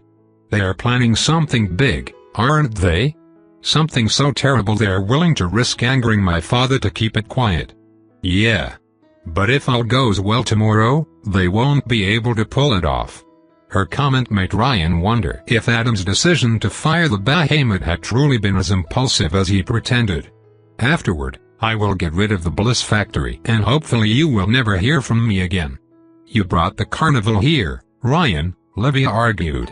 Everything they do from now on is on your head. They would have come anyway, I just pointed them in the right direction. Namely, honey fat lectors. Ryan looked at her in the eyes. I stand by what I said, princess. Don't harm my friends, and your people will make it out alive. In this loop, or in the next? She asked the hard question. I can't say yet, Ryan admitted. I will do my best, but I can't guarantee anything for this one. But I am a man of my word. The princess frowned at him, skeptical. Didn't you go farther into the future? I've lived lifetimes, but mostly in short bursts. Never more than months between two save points. Ryan looked away. With one exception, but I don't want to talk about it. It was so bad, I decided not to do a long loop ever again afterward. So you don't know how it will end? Olivia shook her head. That's the only guarantee I have. Your word things will be alright eventually? You would prefer information? That would be a start, she admitted. I know your father has a brain tumor. The Auguste princess flinched at his blunt admission, her face turning into a blank mask. The Manada told me. She raised a wall of silence between them. Fine, don't talk about it if you don't want to. Your silence is an answer in itself. I thought Elixir's cured you of these things, but I assume it's because he took 2 of them? Or perhaps he already had it before gaining powers, and now the tumor is as invulnerable as he is. No answer, though the tension kept rising. You know, Narcinia's father, her real father, could have cut it out? Ryan asked. The carnival told me lightning butt killed him because he could cut anything with a knife. Even an invincible man. Ryan. Her gaze had turned hollow. Don't say any more words. What I mean to say is, I think I understand why you're not trying to confront your father right now. A brain tumor could worsen his mood, and an invincible lightning god on a rampage would be a disaster. I lived through something similar. You don't know anything, she replied harshly. My adoptive father's bloodstream was a ticking bomb. Ryan scowled, as he remembered some of the worst moments of his childhood. He was an elixir addict, and Len, his daughter, she drank one. Near the end, we were on the run, and I had to be the one searching for supplies because he brought too much attention. Every time I left him alone with Len, I thought I might return to find her dead. Livia tensed, but didn't say anything. Look, what I mean to say is, I'm not your enemy, Livia, Ryan said, as Fortuna returned from her call, oblivious to the situation. I just don't know how to prove it to you. Prove what? Fortuna asked, before noticing Livia's unease. Livy? Livy, are you all right? Livia regained her composure and forced herself to smile. It's okay, Fortuna. You're not okay, Livy, Lucky Girl said with concern. I can see it on your face. No, it's all right, the princess lied. I'm just tired. I will call Sparrow to bring me home. You're sure? Fortuna asked with a frown. Yes, it's better that way. Livia kissed her lucky friend on the cheek, before giving the courier a formal nod. Thanks, Ryan. I appreciated our talk. It's all right, he said, trying to find the right words. You're not alone. Don't forget that. I won't. Ryan would have done anything to know what Livia thought, behind that blank face. I swear. She left the restaurant 5 minutes afterward, leaving the two lovebirds alone. The date was quite all right afterward, though much less amusing than before. Ever the gentleman, Ryan paid for everything and drove Fortuna home. Is this your place? He asked, stopping his Plymouth Fury before a huge, high-end condo complex. Yes, it's one of my apartments. Fortuna joined her hands together, with no trace of her exuberant pride. I apologize for what happened with Livy. She's not having a good time. Gee, really? It's all Felix's fault. Fortuna complained loudly. He broke her heart, and left her alone to play lapdog for a gardener. Yeah. Livia's position clearly isolated her, and she had few friends to whom she could confess her true feelings. I am really thankful for your attempt to cheer her up. She truly needed it. Fortuna's face turned thoughtful. Ryan? Yes? The courier answered, knowing what would follow. I really hesitated, she said. Somehow, her tone reminded Ryan's of an executioner's. I really hesitated for a moment.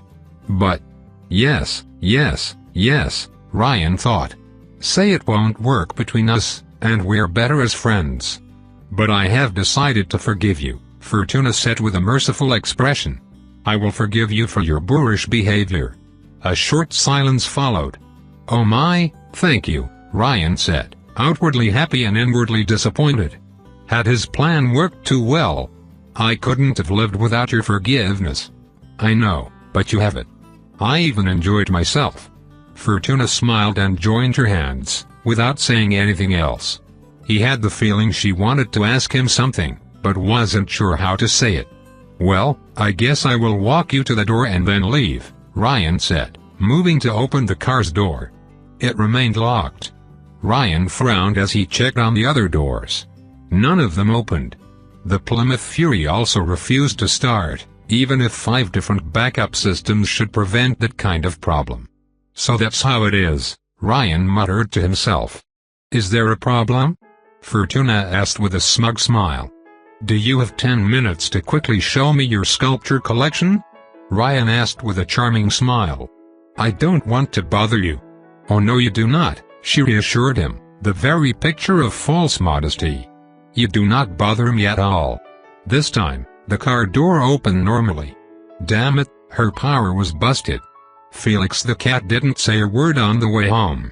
Not a single one. Ryan drove the two of them back to the Optimates Tower in the early evening. Their group and Enrique had decided to leave the gathering separately, to avoid raising suspicion before tomorrow's operation. Eventually, the courier parked his car in front of the tower's gates, but Adam Cat made no move to exit it. "Hey, kitten, I know it must feel terrible," the courier said.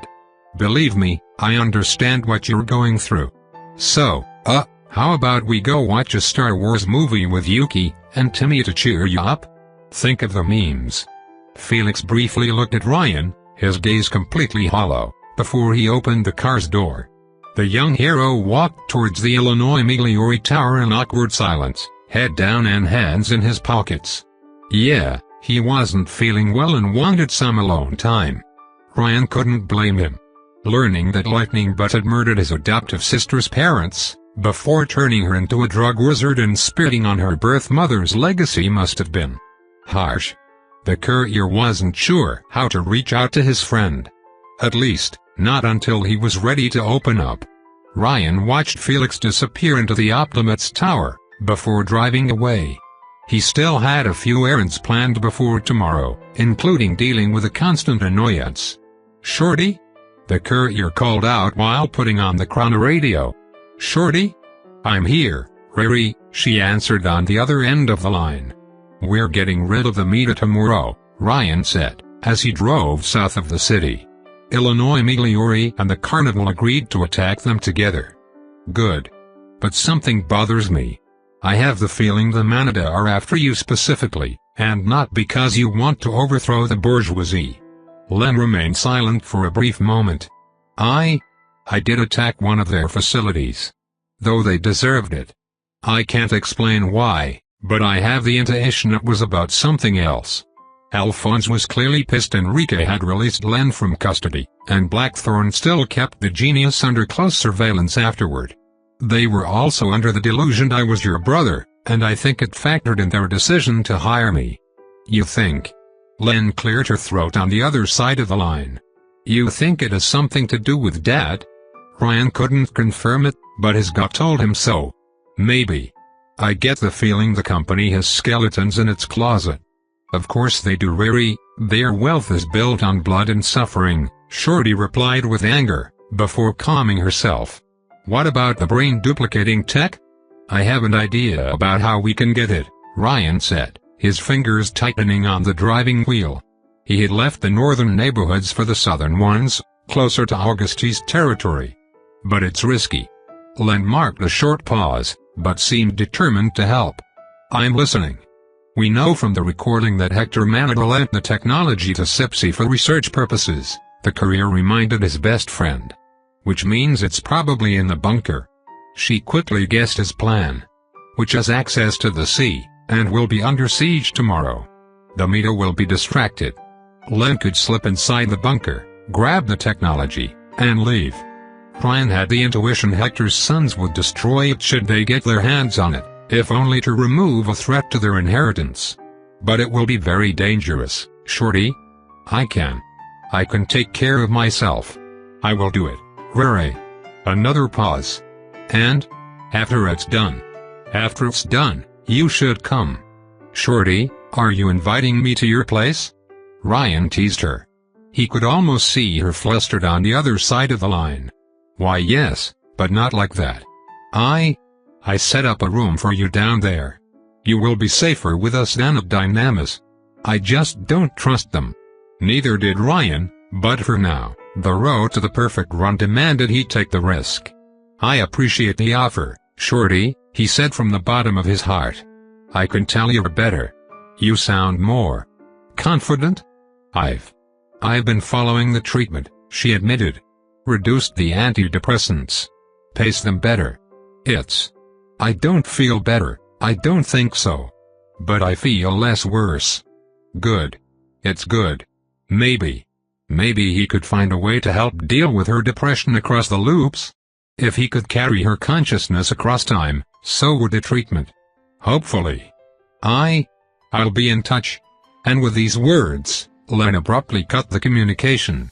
Progress was slow, but it was still progress.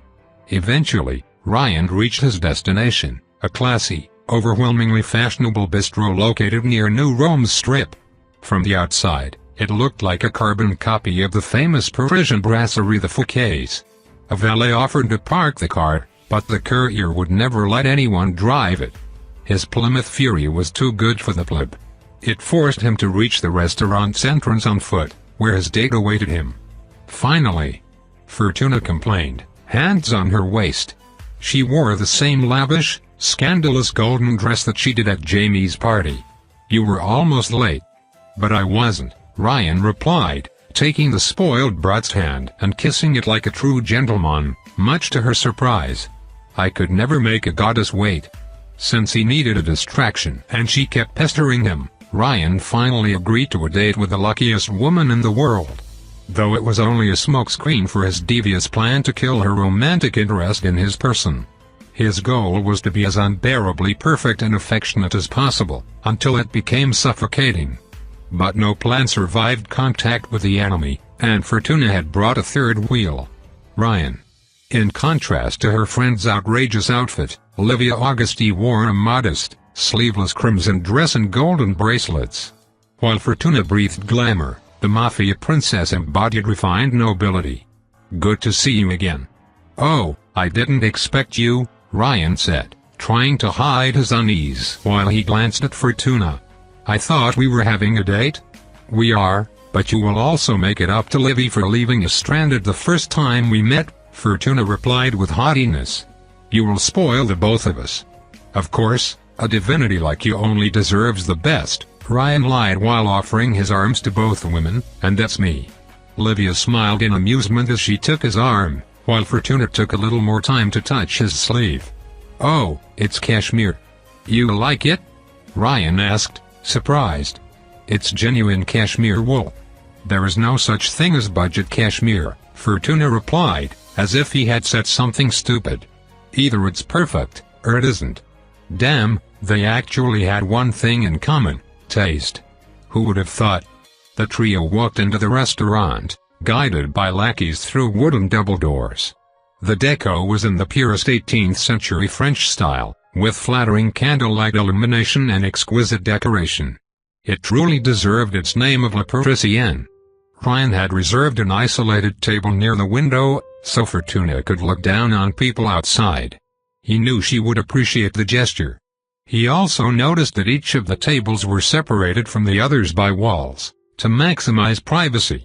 The guests could speak without worry of being spied on.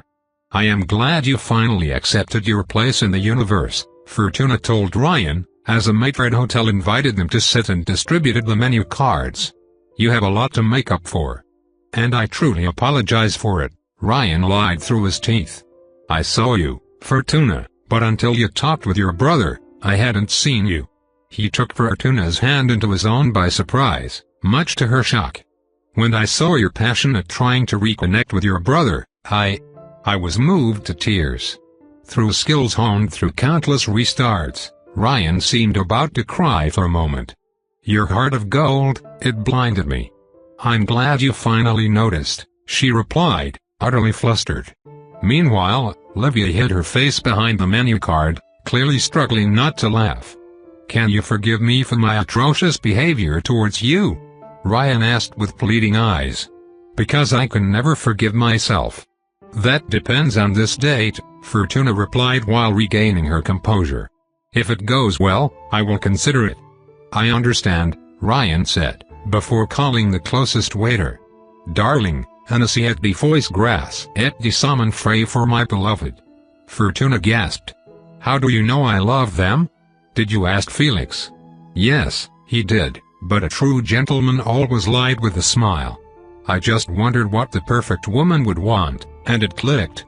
"Of course it did," Fortuna replied with charming modesty, while Livia could no longer resist and let out a laugh. "Livy, what was that for?" "Sorry," the princess said with a smile before lowering the menu. "I find you adorable." "You are adorable too, Livy." Fortuna put a hand around Livia's own in a sisterly way. "I'm glad you agreed to come. You needed it." "Thanks," the princess replied, though her smile turned sadder. "I need a distraction, with all that's happening lately." "Ryan, your mission for the night is to cheer her up," Fortuna all but ordered the courier. "I will do my best," Ryan replied with a smile. "You're quite close, I see." "Our parents were very close," Livia explained. "We were all but raised together. You could say our fathers were partners in crime." Fortuna chuckled at her own joke, but not as loud as Ryan. He immediately felt dirty. It was terrible, even by his standards. "I have a delightful menu planned for you," the courier said. "On one side, you have French cuisine, and on the other, everything else.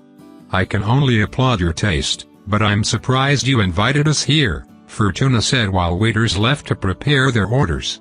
"I thought you were poor, and the menus here at Le Parisien climb into the thousands of euros." "I am well off," Ryan replied. "How well off?" his date kept asking with a suspicious frown. "Millions of euros stashed in various banks," Livia said, causing Fortuna to gasp. "I've tracked down some of his bank accounts at major corporations. I was actually surprised." Well, one of the benefits of time travel was that Ryan knew which ventures would pay off. He even found the long-lost Templar's treasure, though it took him years and many adventures. Everyone in Italy used the euro because of its availability, with power blocks from post-war corporations like Dynamista Augustus himself backing up its value. However, it only really applied to Italy. Some other post-war emerging nations used their own variant of the euro, but with a wildly different exchange rate.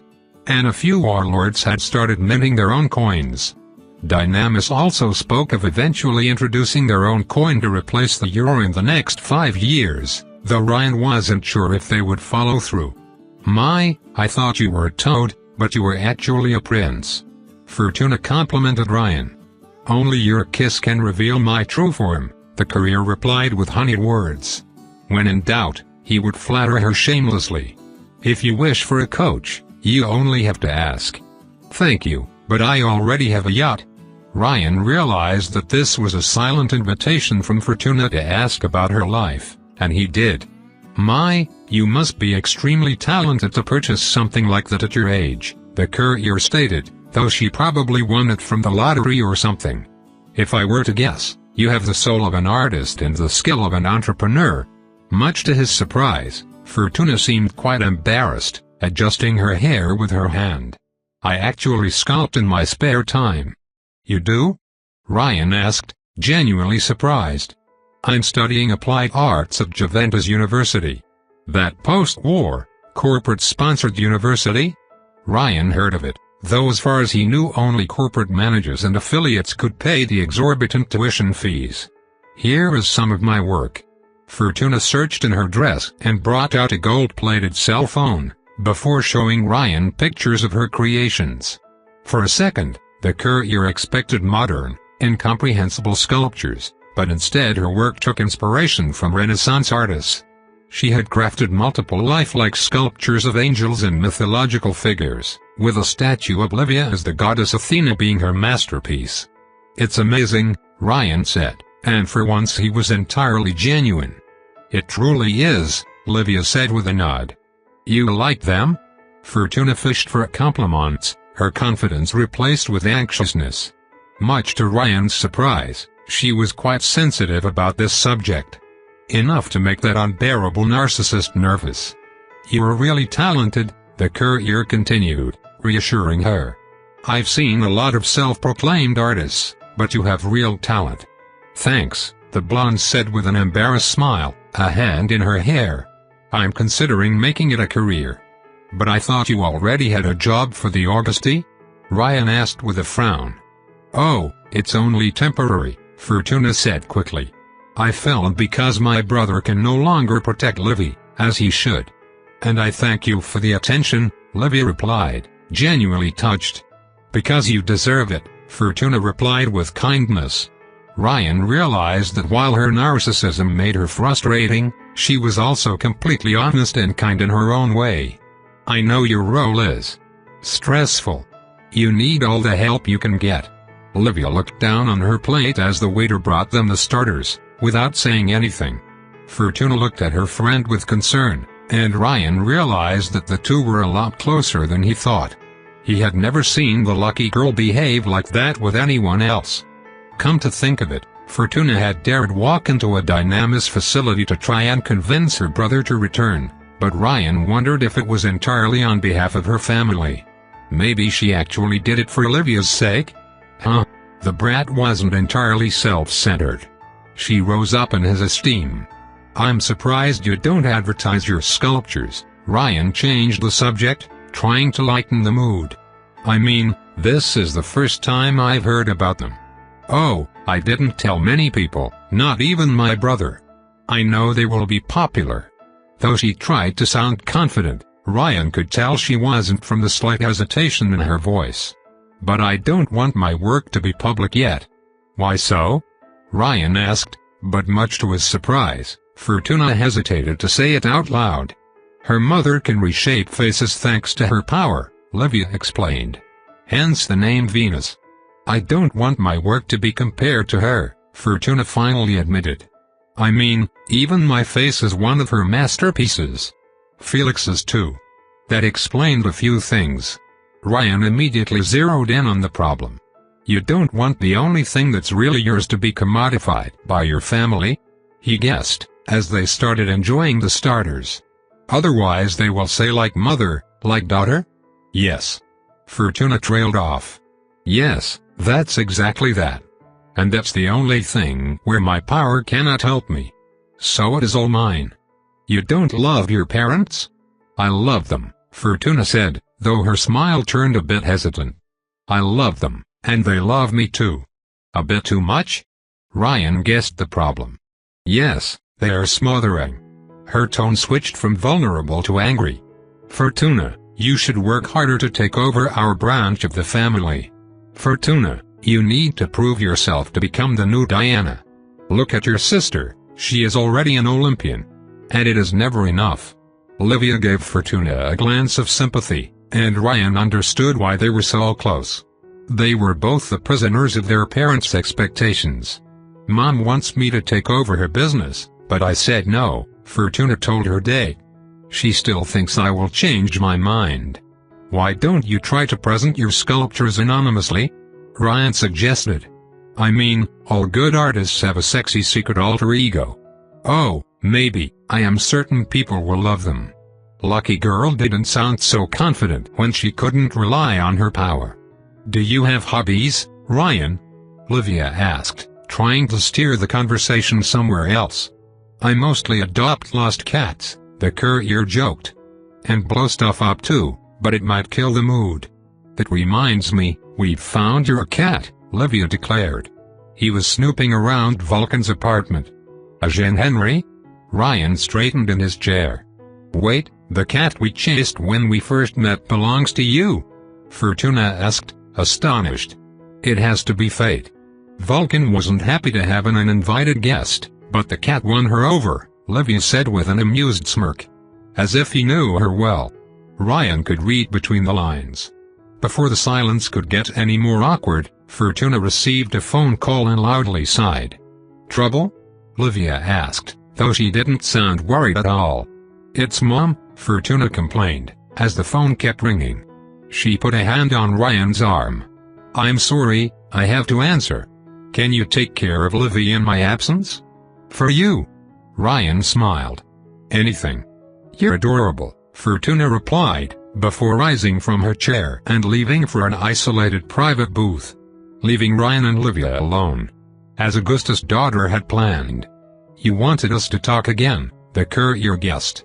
Yes, the princess replied with a strained smile. You dated her in the previous loop, didn't you?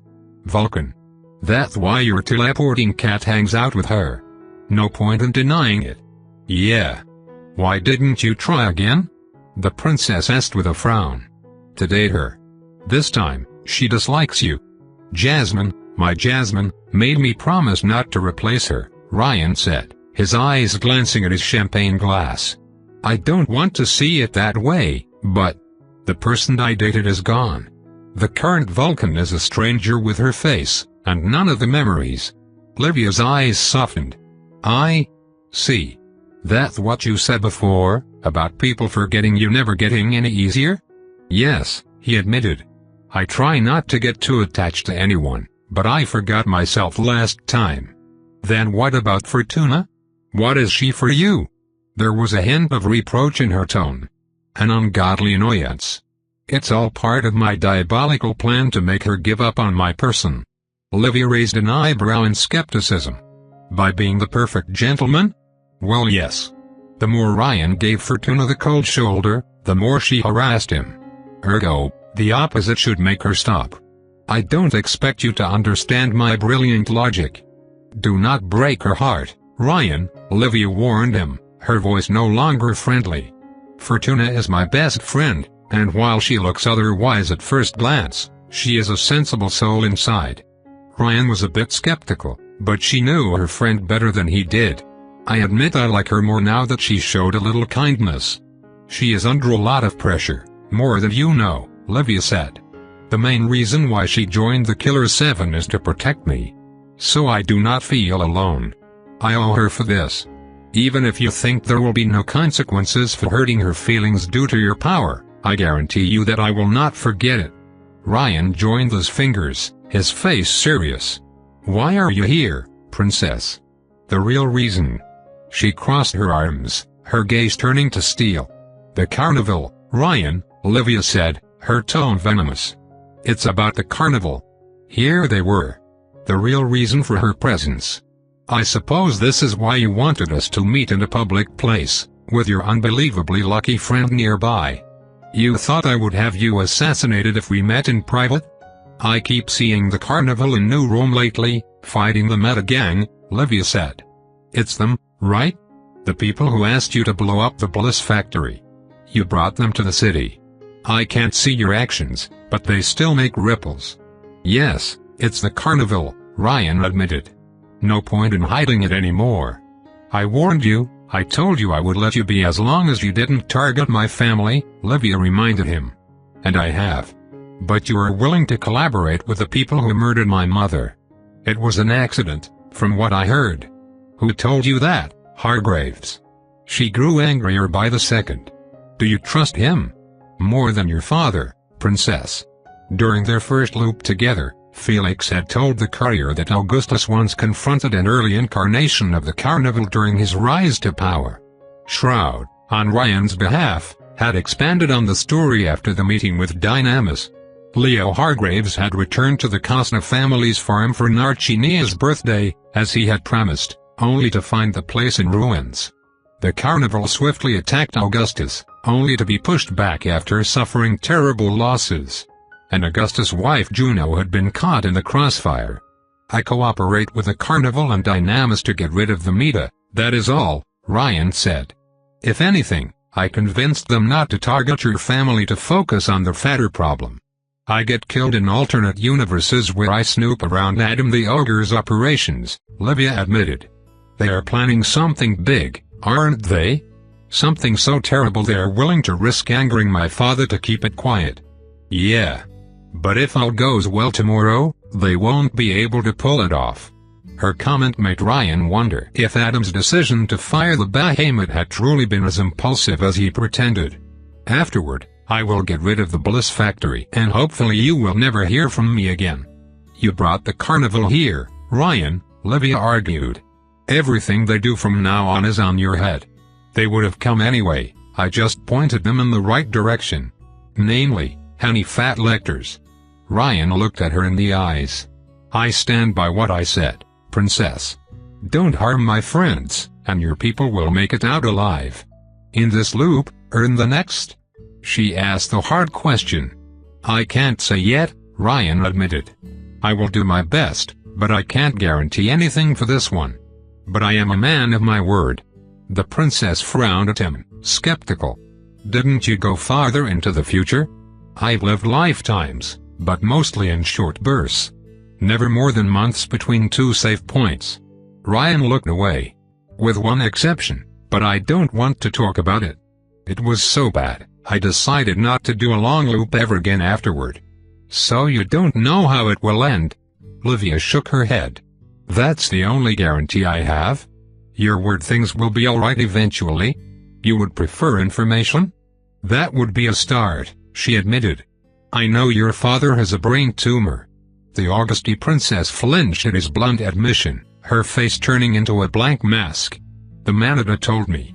She raised a wall of silence between them. Fine, don't talk about it if you don't want to. Your silence is an answer in itself. I thought Elixir cured you of these things, but I assume it's because he took 2 of them? Or perhaps he already had it before gaining powers, and now the tumor is as invulnerable as he is.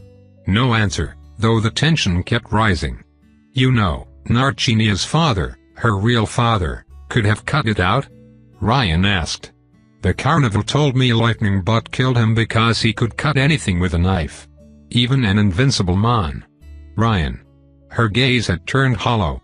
Don't say any more words. What I mean to say is, I think I understand why you're not trying to confront your father right now. A brain tumor could worsen his mood, and an invincible lightning god on a rampage would be a disaster. I lived through something similar. You don't know anything, she replied harshly.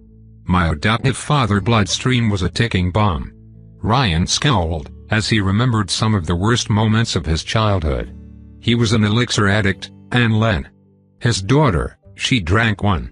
Near the end, we were on the run, and I had to be the one searching for supplies because he brought too much attention. Every time I left him alone with Len, I thought I might return to find her dead. Livia tensed, but didn't say anything. Look, what I mean to say is, I'm not your enemy, Livia, Ryan said, as Fortuna returned from her call, oblivious to the situation. I just don't know how to prove it to you. Prove what? Fortuna asked, before noticing Livia's unease. Livy? Livy, are you alright? Livia regained her composure and forced herself to smile. It's okay, Fortuna. You're not okay, Livy, Lucky Girl said with concern. I can see it on your face. No, it's alright, the princess lied. I'm just tired. I will call Sparrow to bring me home. You're sure? Fortuna asked with a frown.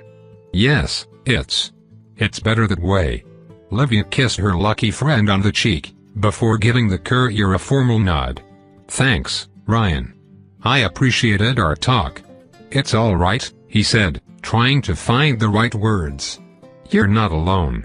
Don't forget that. I won't. Ryan would have done anything to know what Livia thought, behind that blank face. I swear. She left the restaurant 5 minutes afterward, leaving the 2 lovebirds alone. The date was quite alright afterward, though much less amusing than before.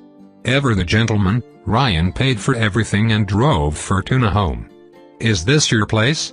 He asked, stopping his Plymouth Fury before a huge, high-end condo complex. Yes, it's one of my apartments. Fortuna joined her hands together, with no trace of her exuberant pride. I apologize for what happened with Livy. She's not having a good time. Gee, really? It's all Felix's fault. Fortuna complained loudly. He broke her heart, and left her alone to play lapdog for a gardener. Yeah. Livia's position clearly isolated her, and she had few friends to whom she could confess her true feelings. I am really thankful for your attempt to cheer her up. She truly needed it. Fortuna's face turned thoughtful. Ryan? Yes? The courier answered, knowing what would follow. I really hesitated, she said. Somehow, her tone reminded Ryan's of an executioner's. I really hesitated for a moment. But, yes, Ryan thought. Say it won't work between us, and we're better as friends. But I have decided to forgive you, Fortuna said with a merciful expression. I will forgive you for your boorish behavior. A short silence followed. Oh my, thank you, Ryan said, outwardly happy and inwardly disappointed. Had his plan worked too well? I couldn't have lived without your forgiveness. I know, but you have it. I even enjoyed myself. Fortuna smiled and joined her hands, without saying anything else. He had the feeling she wanted to ask him something, but wasn't sure how to say it. Well, "I guess I will walk you to the door and then leave," Ryan said, moving to open the car's door. It remained locked. Ryan frowned as he checked on the other doors. None of them opened. The Plymouth Fury also refused to start, even if 5 different backup systems should prevent that kind of problem. "So that's how it is," Ryan muttered to himself. "Is there a problem?" Fortuna asked with a smug smile. "Do you have 10 minutes to quickly show me your sculpture collection?" Ryan asked with a charming smile. "I don't want to bother you." "Oh no you do not," she reassured him, the very picture of false modesty. "You do not bother me at all." This time, the car door opened normally. Damn it, her power was busted.